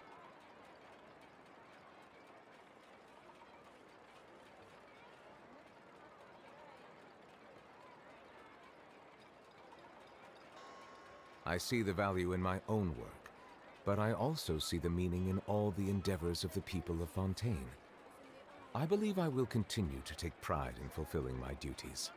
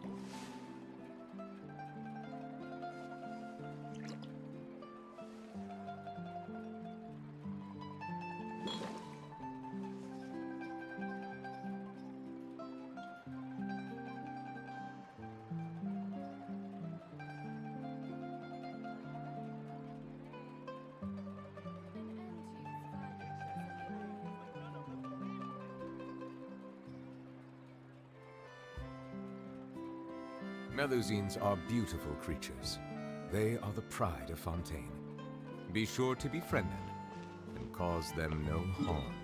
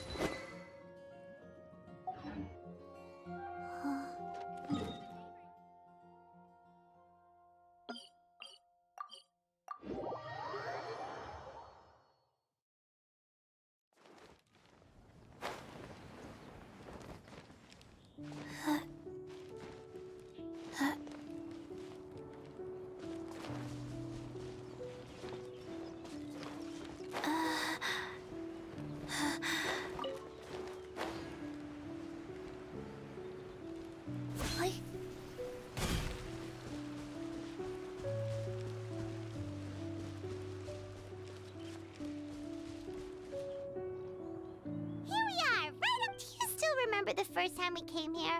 We even brought offerings and everything. And when we told her that Rex Lapis had been assassinated, she immediately threatened to squash Liyue Harbor. Paimon thought she'd be impossible to get along with. But now that we've spent some more time together, she's really not like that at all. We probably don't need to bring any offerings now that we've gotten to know her pretty well, right? Still, Paimon's got some snacks around here somewhere, so if she really wants something, we can just use that. Huh? Traveler, did something catch your eye? Whoa, what a pretty lady! Is she also here to visit Cloud Retainer?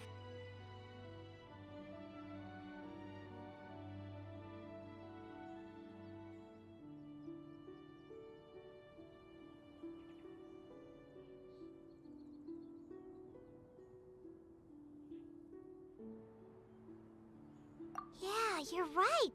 All it takes is one look and you can tell she's someone special. As expected of that bird lady, really. She must have a whole bunch of Adepti friends from all over the country. Okay, but if we're both friends of Cloud Retainer, then we're basically friends by association, right? Want to go up to her and say hello? Helping you make more connections is a part of Paimon's job as your reliable guide. Paimon's got this.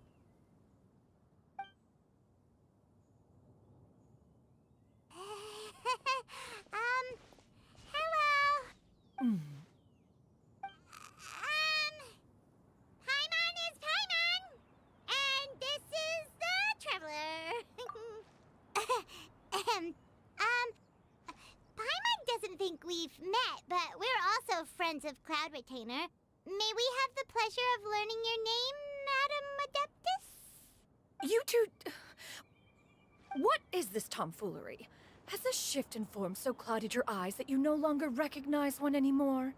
Wait, you're... Huh? You're the illuminated bird? But you look... human! How did that happen?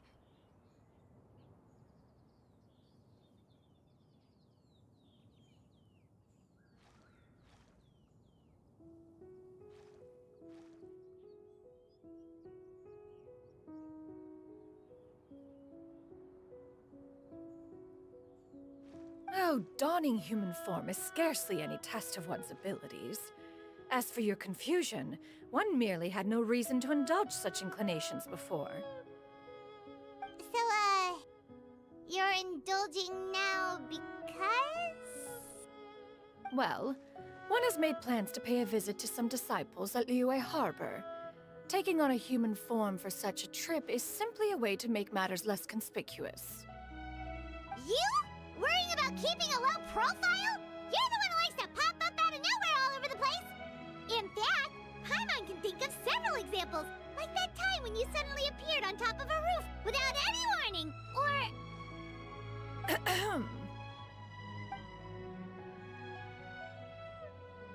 Hey, didn't we agree not to bring that up unless she asked? Oh? So you have taken care to follow the proper rules of etiquette after all. Most commendable.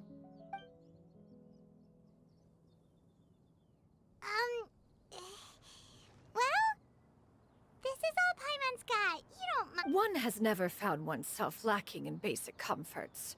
On the contrary, it is the gesture that one values above all else. So long as you've shown proper respect and consideration, the quantity or quality of the gift is but a trivial matter. That kinda makes Paimon feel a little guilty for trying to keep them for herself. Anyway, where were... right. So by disciples, you must mean Ganyu and Shenhe. It's also been a while since we One planned to extend the invitation even if you had not raised the matter yourself. Shenhe and Ganyu should be quite pleased to see you again. However, one would first inquire as to the reason behind your visit here. You have cause to seek one's company? Yeah, we just found ourselves missing you and wanted to see how you were doing. We were hoping you'd tell us one of your stories. Who knew we'd run into your human form while we were at it? Is that so? If there are no urgent matters at hand, then let us make haste for Liyue Harbor. Ganyu is likely still working at Yuehai Pavilion, so that shall be our first stop. Sounds great! Then let's all go to Liyue Harbor!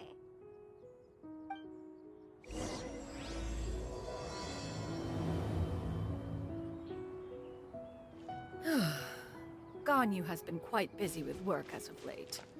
One can count on one talon the number of times she returns to Mount Outsong each year. Shenoha has also secured employment recently. In her correspondence with me, she wrote that she shall have no need to return for the foreseeable future. Did they think one was so easily mollified?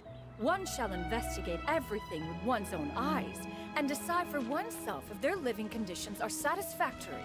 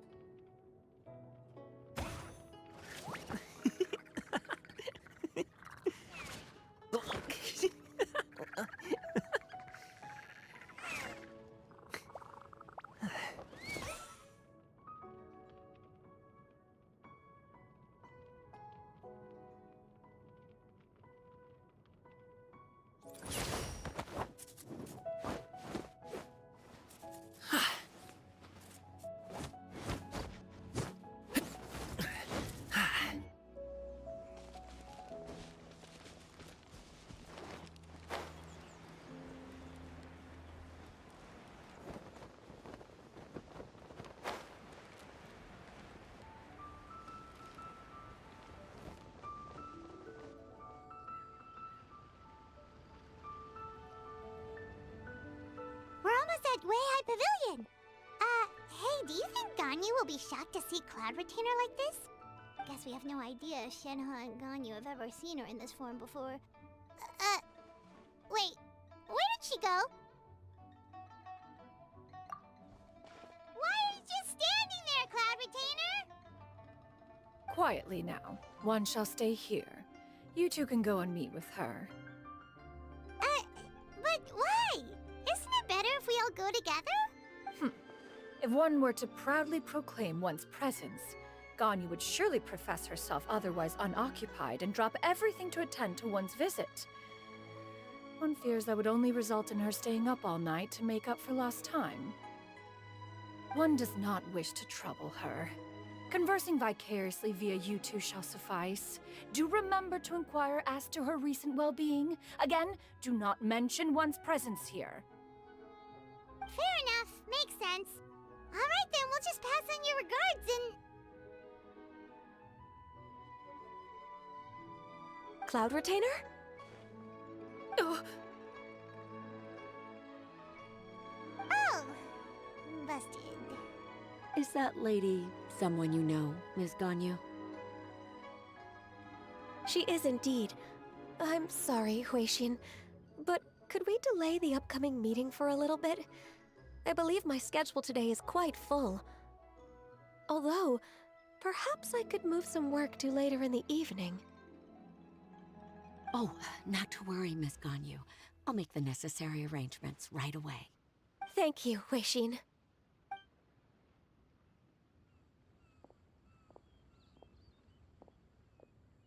It's been a while, Ganyu! Greetings. What brings you here today? And Cloud Retainer, too.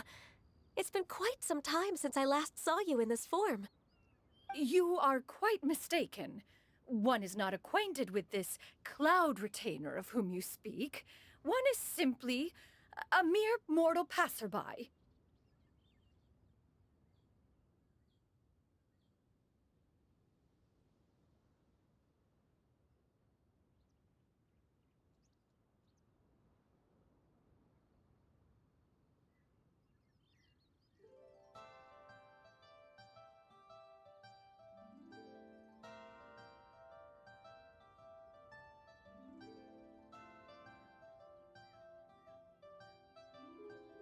Huh?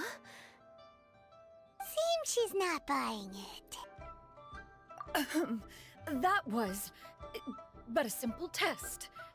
One did not expect you to be able to recognize one so easily, especially after so many years of only seeing one's other form.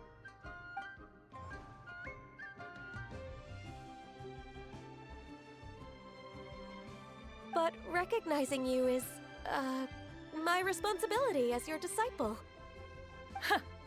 An apt observation. One was simply passing by while attending to some important business. One thought it would only be fitting to pay you a visit while in the area. Wait, Paimon wasn't aware of any important... Cloud Retainer's right! We've still got something super important to do, so we can't stay here for too long today.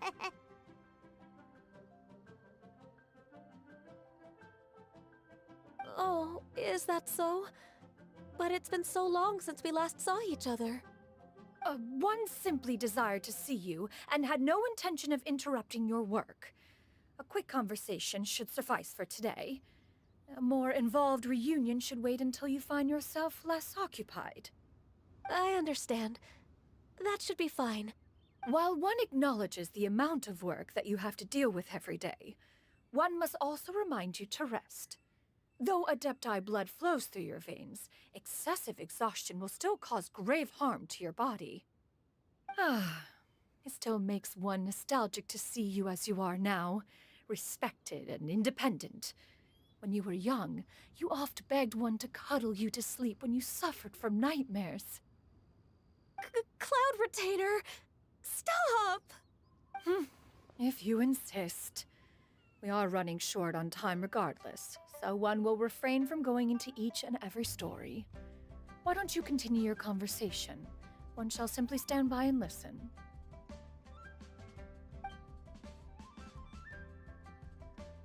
Wow, you've been to so many new places since the last time we spoke. If you ever need anything, please just come find me at Uehai Pavilion. Also, forgive me for my presumptuousness, Cloud Retainer, but if you plan to continue appearing in this form, don't you think it'd be helpful to adopt a human name? A human name? Huh. You raise a valid point. Considering the sheer extent of one's renown. You really think so? Not that you're not famous or anything, but... You presume to know the extent of one's illustrious achievements. One would hardly think such a thing to be possible. Nevertheless, Ganyu's advice cannot be ignored. From this point on, when in public occasions, be sure to refer to one as Shenyun. Shenyun? I assume that's a reference to the full record of Pristine Pavilion. An Adeptus of years past would rise with the clouds and rest with the moon. They were enlightened and wise, free and unfettered. The writer referenced Master's name to describe her carefree and spontaneous nature. Oh, that sounds super cool! Paimon feels like only the most powerful of Adepti could... Actually, those lines were originally written to describe Cloud Retainer herself. Huh? Wait, so you're really that powerful? And what of it? Did you truly take one to be nothing more than a bird of bigger than average size? Not exactly. To be fair, Cloud Retainer rarely speaks of her past accomplishments. The tales of her past can only be found in ancient texts.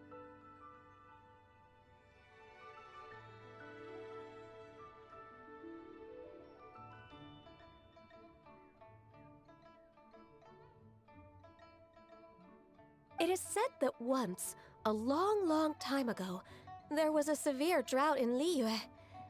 Left with no choice, many people left their homes, while others spent day and night praying to the Adepti.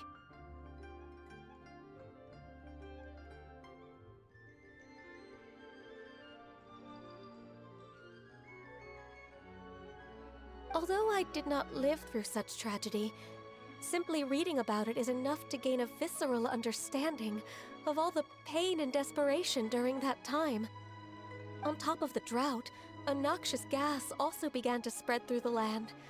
If not for Cloud Retainer's efforts, much of Liyue would be nothing more than a barren. The books had this to say about what happened. Upon arrival, the Adeptus borrowed the wind to retain the clouds. Immediately, the clouds gathered together, and abundant rain burst forth from the heavens. Drought and plague were both driven away. That's incredible! Mortal records add embellishments to dramatize past events. One did merely what one ought. And even if one had not interceded, the other Adepti would— Even so, you stopped an entire drought! Can you really control the Oh, Paimon suddenly has a lot more respect for you. So it was Paimon's bad for calling you Illuminated Bird before. You're not— How laughable. A name is but a simple label we carry with us on our journey through the world. Why would one be offended by such a trick? That's a relief. In that case, Paimon will continue to call you whatever feels right in the moment. Well, that is quite enough ancient history for now. Ganyu, have you had word from Shenhe? One has heard that she procured a job recently. Have you any thoughts on her workplace? And what, pray tell, of her monthly remuneration? Moreover, does she find herself overly inundated with work? Is she allowed time off during Lantern Rite? That is a lot of questions. There is no cause for concern, Cloud Retainer. I introduced Shenhe to her employer personally. Wanmin Restaurant's business has been booming recently. So, with Chef Mao being swamped with customers, and Shangling still off and out in search of new recipes, I introduced Shenhe to staff the restaurant. I see. Most excellent indeed. One has had the pleasure of being introduced to that family. Shangling is kind and astute, while her father is loyal and reliable. One has no cause to believe that they will make Shenhe's work difficult. Now, it is almost time to partake in the victuals of noon. One shall visit Wanmin Restaurant in person and see how Shenhe is doing. Huh? But didn't you just say that you had something important? Can that wait until after we've eaten? You may return to your work, Ganyu. One shall see to this matter on one's own. There will be many an occasion to dine together in the future. One is certain the opportunity shall present itself most readily. Of course, Cloud Retainer. Please take care. Traveler, Paimon, I'll see you some other time. See you around, Ganyu! Paimon was pretty quick on the uptake there, don't you think? As soon as you mentioned important business to attend to, Paimon realized that you were just looking to cut the conversation short and not take too much of Ganyu's time. Is Paimon right? No, in fact, it was not an excuse. One is indeed visiting Liyue Harbor for an important purpose. Wait, for real? The moment is not yet upon us. Still, the truth will be revealed to you in time. Huh. She really seems to be playing up the whole mysterious Adeptus thing right now. Is it because we just heard?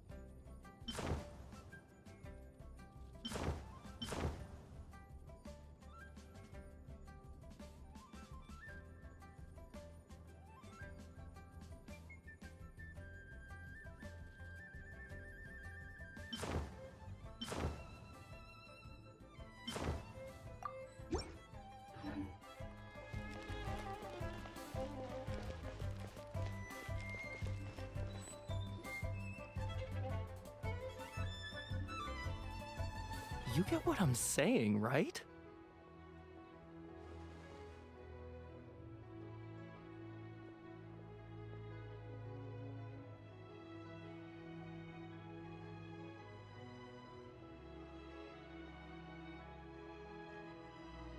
Yeah, how can I not?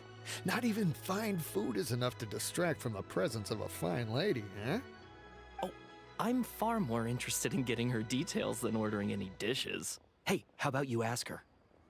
You do it. No. I think you should. Wait. What can I get for you today? Greetings, miss. I was just wondering if you'd be willing to... What would you like to order? 2 servings of more meat to go.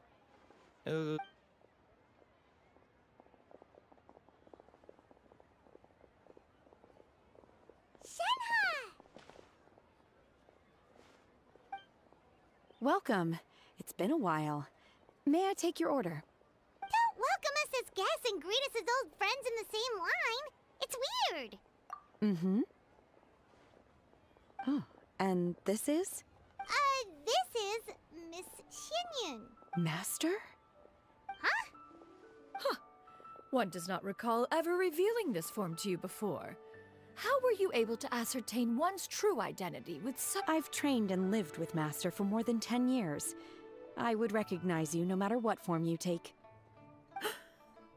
You... Is something the matter, Master?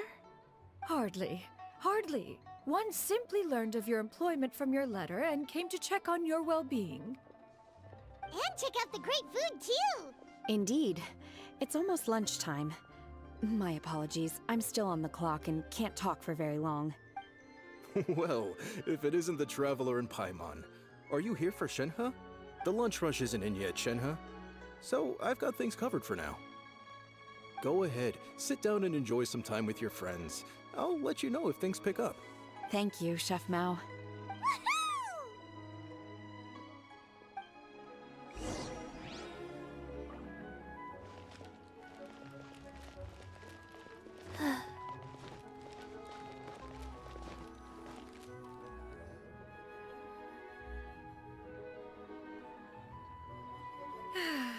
It is just as one expected.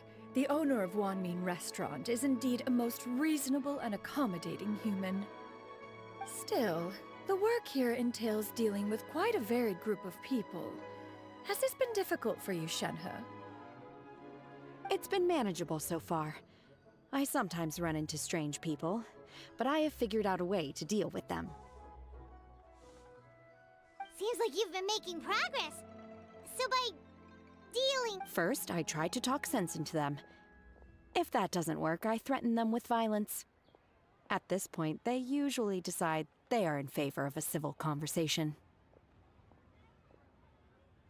Oh, how should Paimon put this?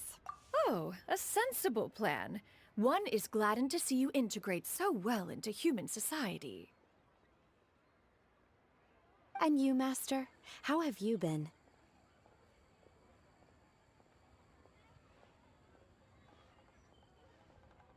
Simply marvelous.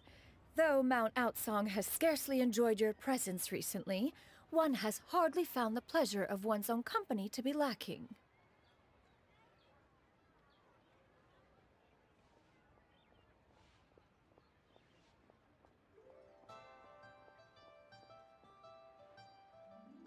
I see.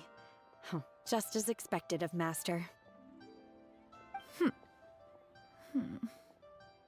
I have missed Master quite a bit too.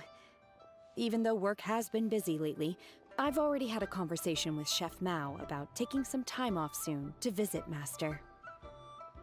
Oh, you did? Do make note of such matters in your letters in the future. There's hardly a need to keep one in suspense. Whoa, her mood shot up just like that. By the way, Master, since you are in Liyue Harbor, have you had the chance to visit Ganyu? Indeed.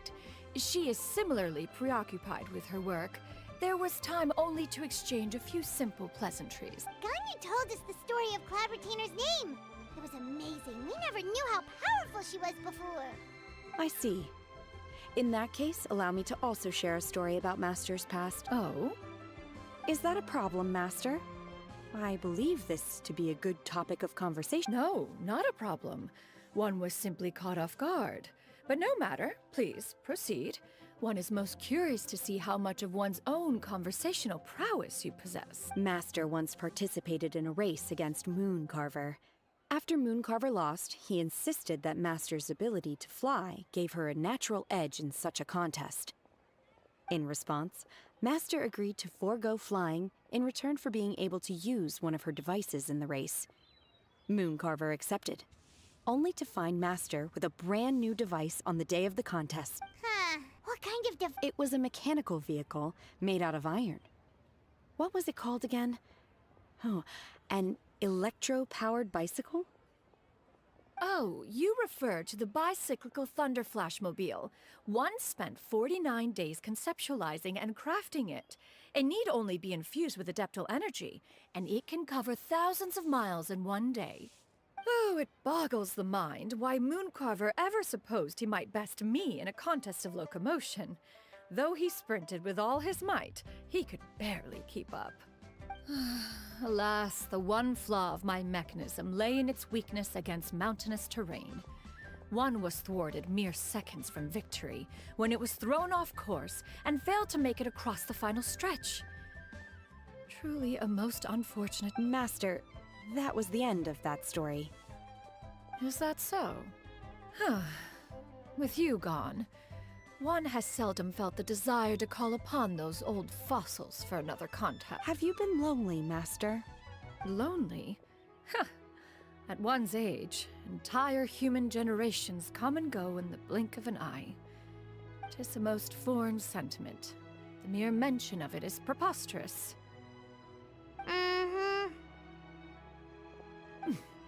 What is the reason for that look upon your face? It's nothing. It's just... Well, Paimon gained a lot of respect for you after listening to that story of you summoning the rain and everything.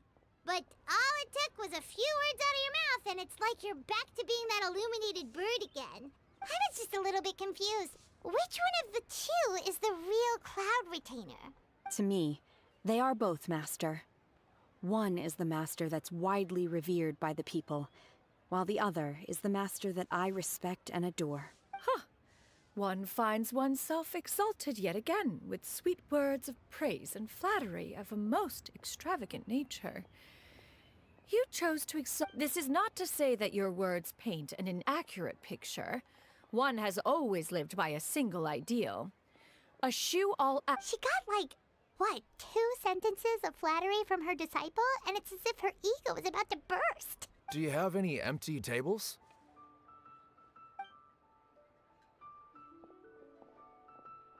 Hey there, could we get another fish stew? I'm hearing more guests come in. I should get back to work. Alright, good luck with the lunchtime rush, Shenhe. I'll try my best.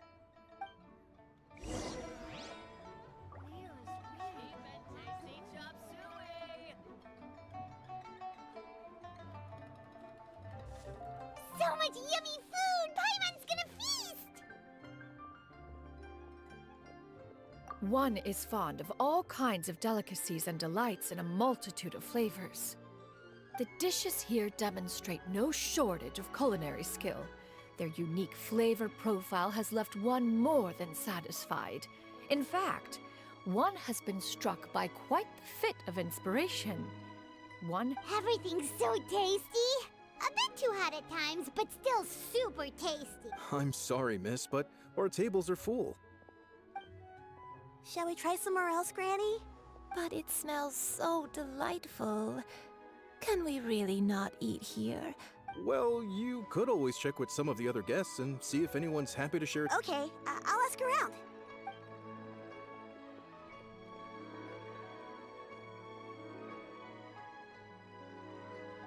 Excuse me. Would you mind letting us share a table with you? Well, Paimon doesn't mind. What about you guys? Great! Thanks so much. My name is Shuyu, and this is my granny, Yuendai. Granny? Yep. Is there something wrong with... No, Paimon's just a bit surprised. She looks so young. Yeah, a lot of people compliment Granny on her youthful looks, but she's actually much older than she appears.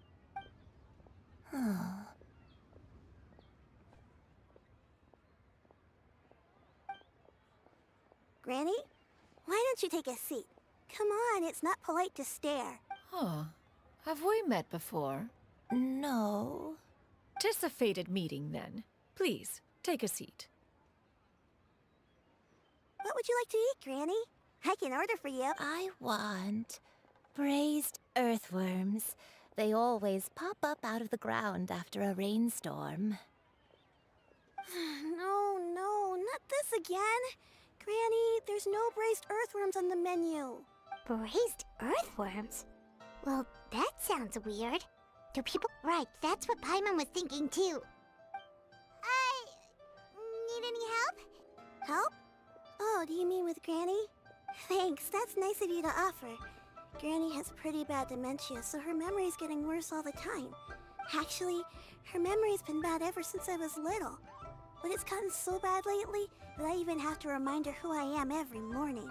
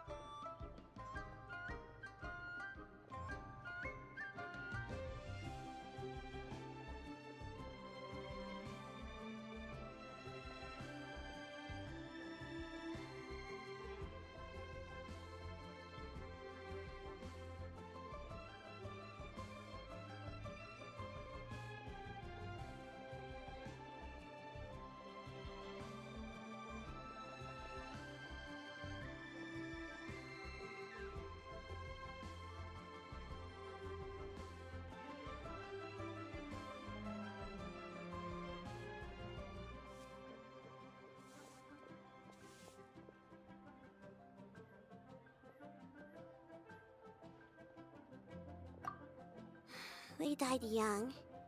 It's just me and Granny now. Oh, but it's okay.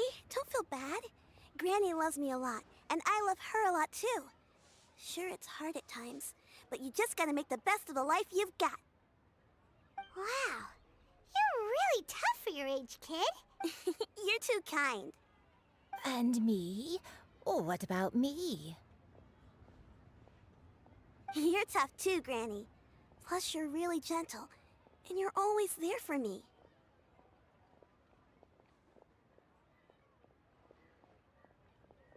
Yes, and it's hardly as if I forget everything. I still remember the important things. I remember now. It was a dream. I had a dream where everything was dark. Someone was standing in front of me. She told me to come and find her, and that once I'd found her, I would be free. Huh? That sounds super important. It was just a dream, so I forgot about it. But I'm in a good mood now, and somehow I remembered it again. You know, I believe I've had this dream a great many times. But just how many times have I had it? Now that I do not remember.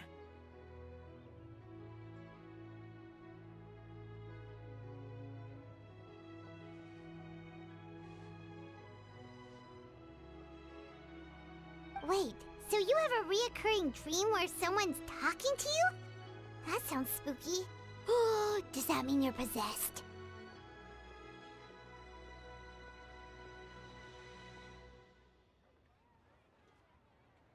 Unlikely. Her eyes are clear and her breathing remains calm and level. One sees no signs of possession. Are you sure? Who do you take me for? Is one not an adept? Am I not an expert? Huh, you're right. Paimon almost forgot you're the expert. In that case, do you still remember what the person in your dreams looked like, Granny? Not anymore. Although, I have a sense that she looked rather like me. A younger version of Granny? This is just getting weirder and weirder. What is going on here? As one said, fate must have brought us together. You may leave the situation to me. Are you sure? Paimon's Paimon. Just Shenyun is fine. Thank you all so much for offering to help. But first, I'm sorry for asking, but, Oh, we don't need any payment for this. Thank you so much. You're welcome. But Miss Shenyun, what can we do to help out this? All we have to go off is that dream. Where do we start? That is elementary. Since her dreams portray her younger self, then we shall retrace the steps of her youth. Once we have revisited those places, her memories will likely return. Sounds like a plan. So, Granny, do you remember which places you went to when you were young? Why, of course I do. The heavens above, the earth below, the wispy clouds. Okay, taking that as a no. I might have an idea. Once, when I was really little, my dad told me that Granny used to be a martial artist heroine who saved loads of people from a disaster. If it's true, then maybe they wrote about it in the history. A martial arts heroine? Oh, Shinjo knows tons about Liyue's chivalric traditions. If anyone knows about the heroes of the past, it's him. Let's go find him at the Feiyun Commerce Guild. Are you leaving already? But I'm still hungry. I'll go order some food, Granny. If there's nothing on the menu you especially want, I'll just get a few different things. It seems we must part ways for now. The Traveler and Paimon are bound for the Feiyun Commerce Guild, while Yuendai and Shuyu shall remain here and partake of their lunch. As for myself, I have matters to discuss with Streetward Rambler.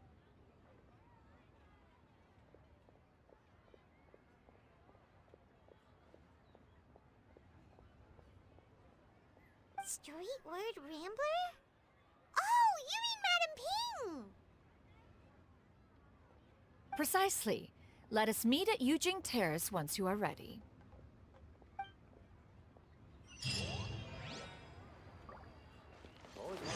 Everyone, please, eat to your heart's content. Today is my treat.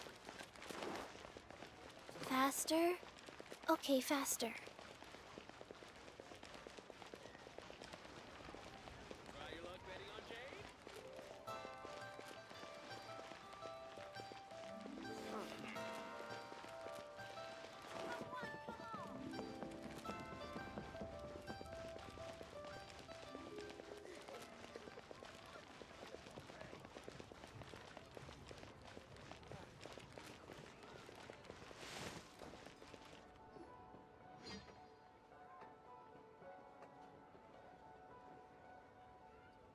Huh.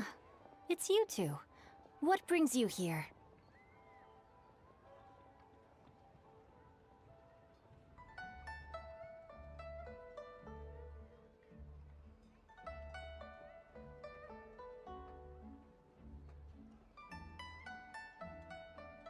Shincho! Great, we found you! We wanted to ask you about something.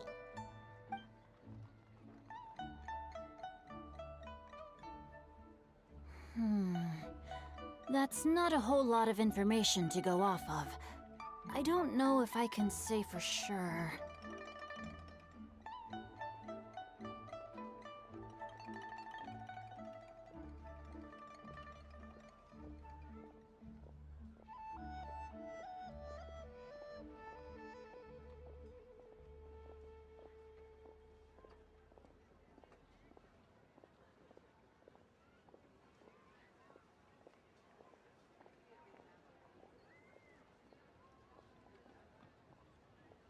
I can't pinpoint her identity from your description alone, but considering her age, I am reminded of a nameless heroine who's been featured in various chivalric novels.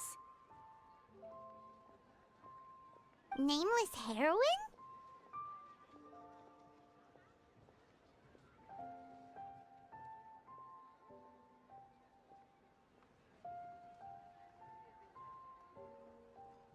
That's right. The novels often speak of a great drought from 50 years ago. As the people suffered, a nameless heroine appeared and began to clear away evil spirits and bandit camps. The people idolized her, but never learned her name. All they knew was that she always acted alone. Later, though, she supposedly fell in love with a similarly noble-minded exorcist from Mount Tianheng. They were well matched in more ways than one, often fighting together as a fearsome duo of otherworldly strength.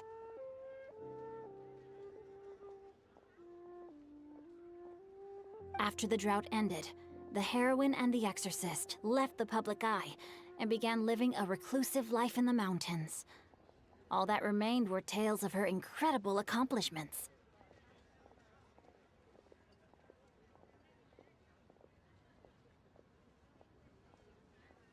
The way this nameless heroine faded from fame into obscurity later in life is not too dissimilar from Miss Yuendai. I hope that's somewhat helpful.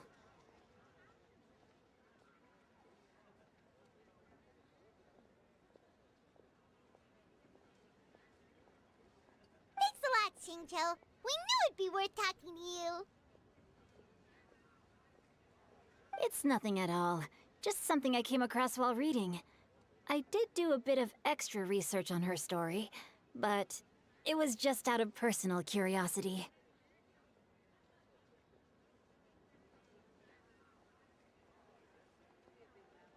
Well, Paimon still thinks that's super cool. Oh, wait, Shincho, if you've read up on her, do you know of any places often associated with her?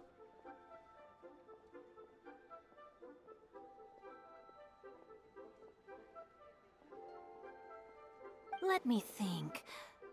In the novels, the nameless heroine always appeared near one of 3 places. Wangshu Inn, the area just north of Jueyun Karst, and Qingyun Peak.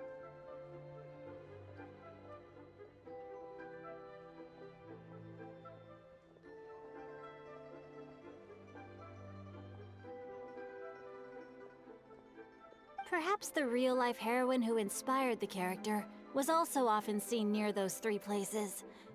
That would explain why those locations appear in the various novels written about her.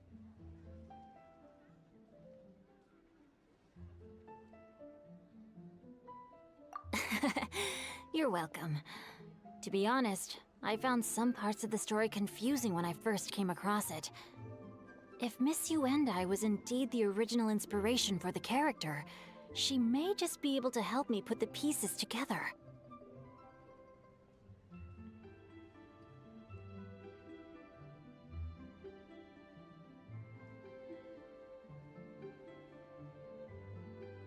It's rare for a chivalric hero to fade into obscurity during their lifetime, even after retiring from the public eye. But no one ever saw or heard from the nameless heroine again. There were even rumors that she became extremely ill.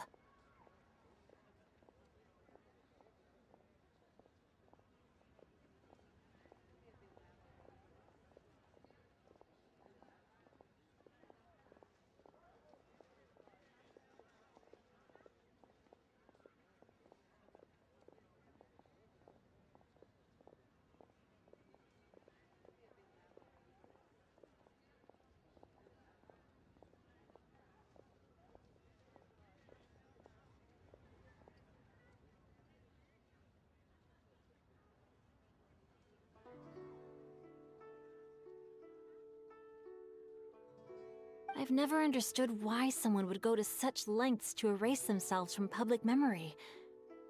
It's almost as if she was trying to hide from something. There's probably far more to the story than what's been written.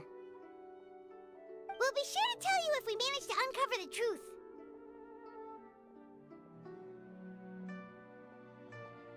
That's a deal. Perhaps, behind the truth of it all, there lies a story more fantastical than any work of fiction.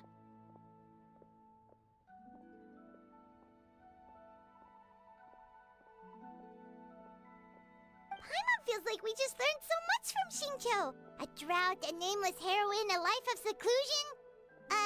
Wait, why does the story sound super familiar? Oh, right! There's a drought in this story, too! Xingqiu, are droughts super common in Liyue or something? Well, they used to be. But people have long since developed methods to prevent them, like by cultivating the soil or digging canals.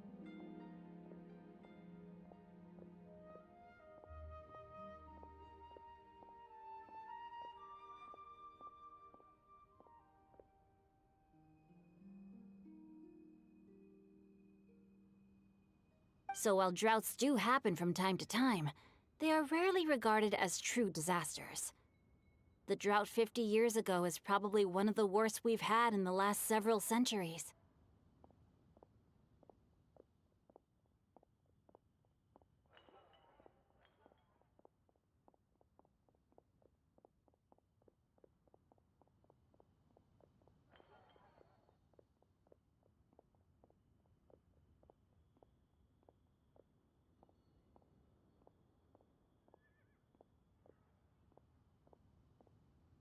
The crops withered, the streams ran dry, and the monsters in the mountains became rabid and agitated. Countless caravans were attacked, and people who lost their homes came together to form bandit groups. What started as a natural disaster soon became a human tragedy as well.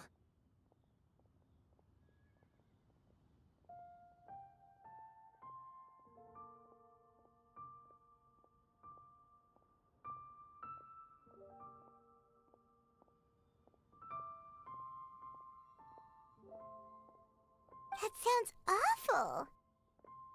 Yeah, and that's exactly why the nameless heroine was so beloved. She must have been someone of true integrity, to do so much for the people while asking nothing in return.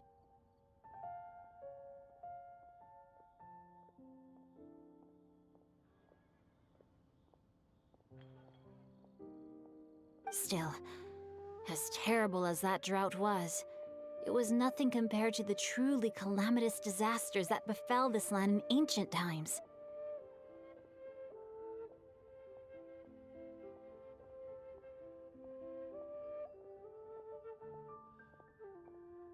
They say that back in those days, disasters were both more severe and more common. Only the strongest of Adepti could hope to dispel the ruin and devastation.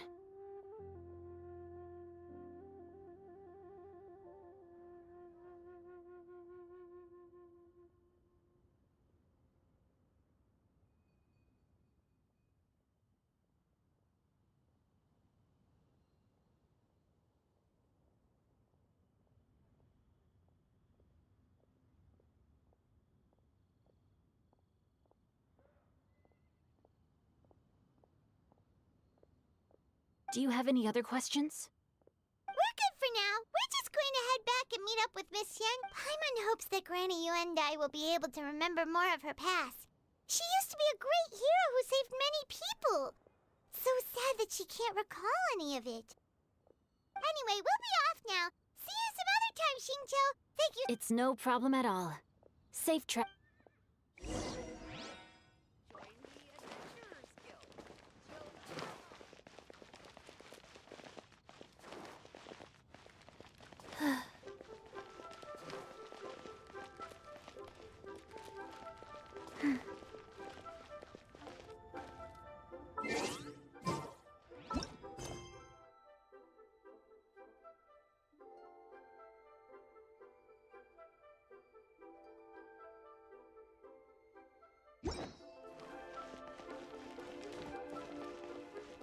Faster? Okay, faster.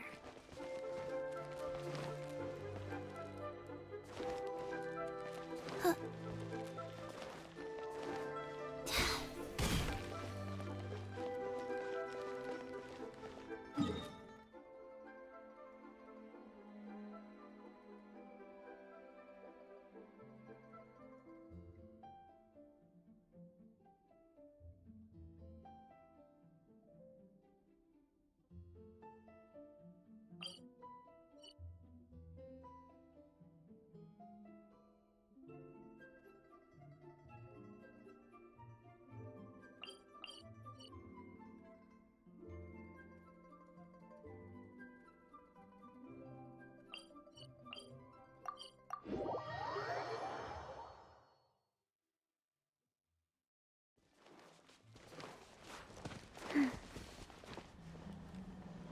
Hi.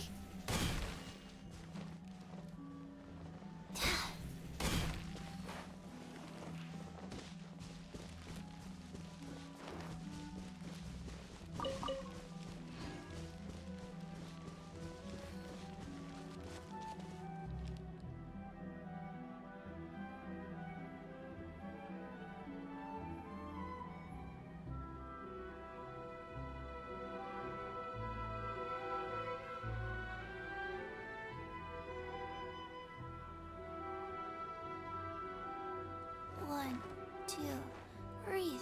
3, 4, and 1.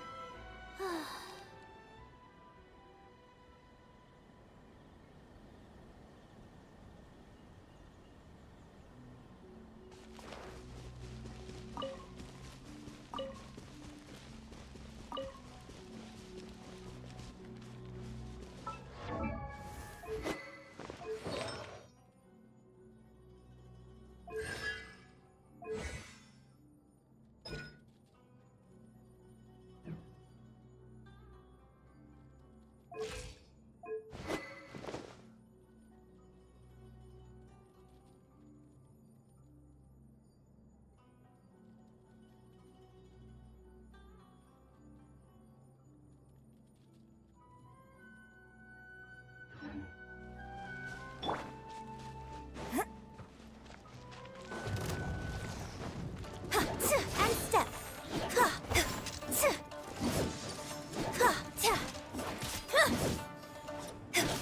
And leap. Faster. Okay, faster.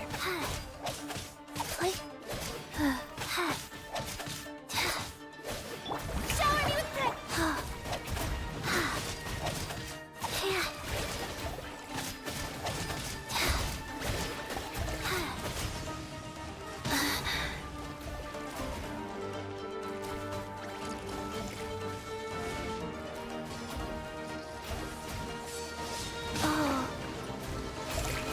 no. Strike a pose. Time to shine. On for feet. And leap. Break a leg. Wow. Yeah.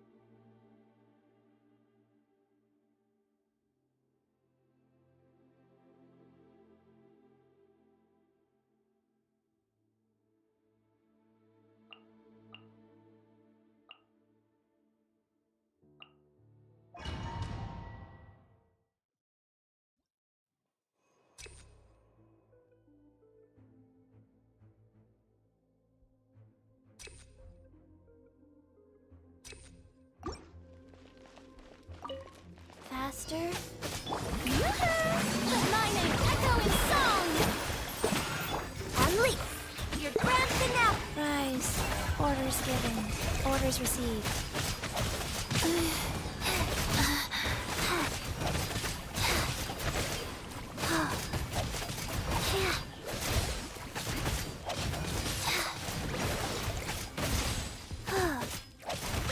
Strike a pose! Time to shine! Midnight Venta. And leap! Break a leg! Opening box of Adepti tricks. Wheel of life. Oh. Really?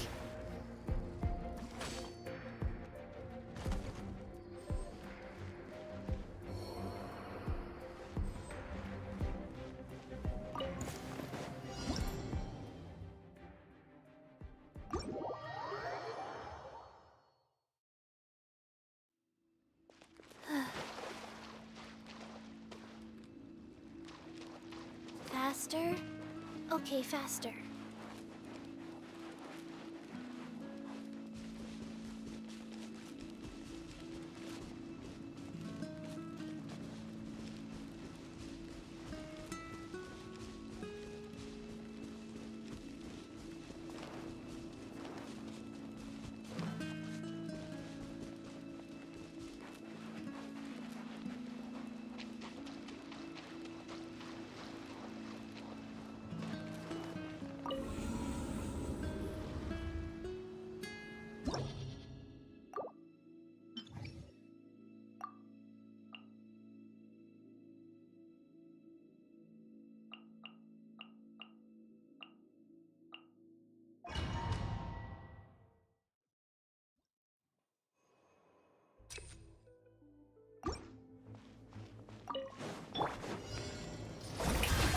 Let the world collide! The doctor will see you. Seems like an emergency. Yeah! Clouds high. The birds... Bow your none over some. The time's beckon.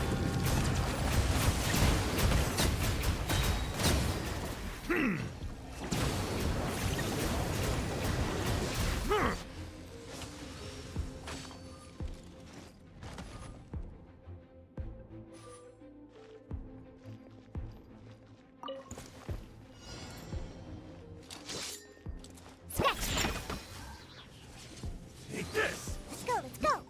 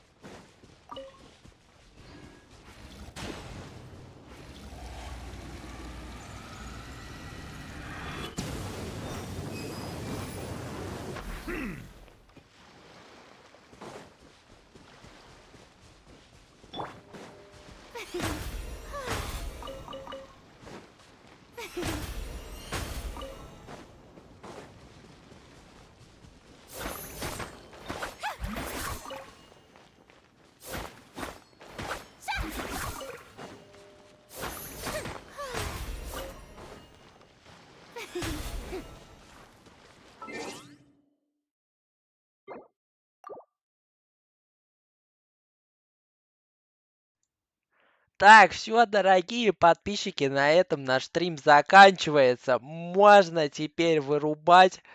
Эффектное прохождение какой-то хрени закончилось. Вас не слышно, поэтому можете заткнуться. Здесь говорит только великий и всеми любимый стример.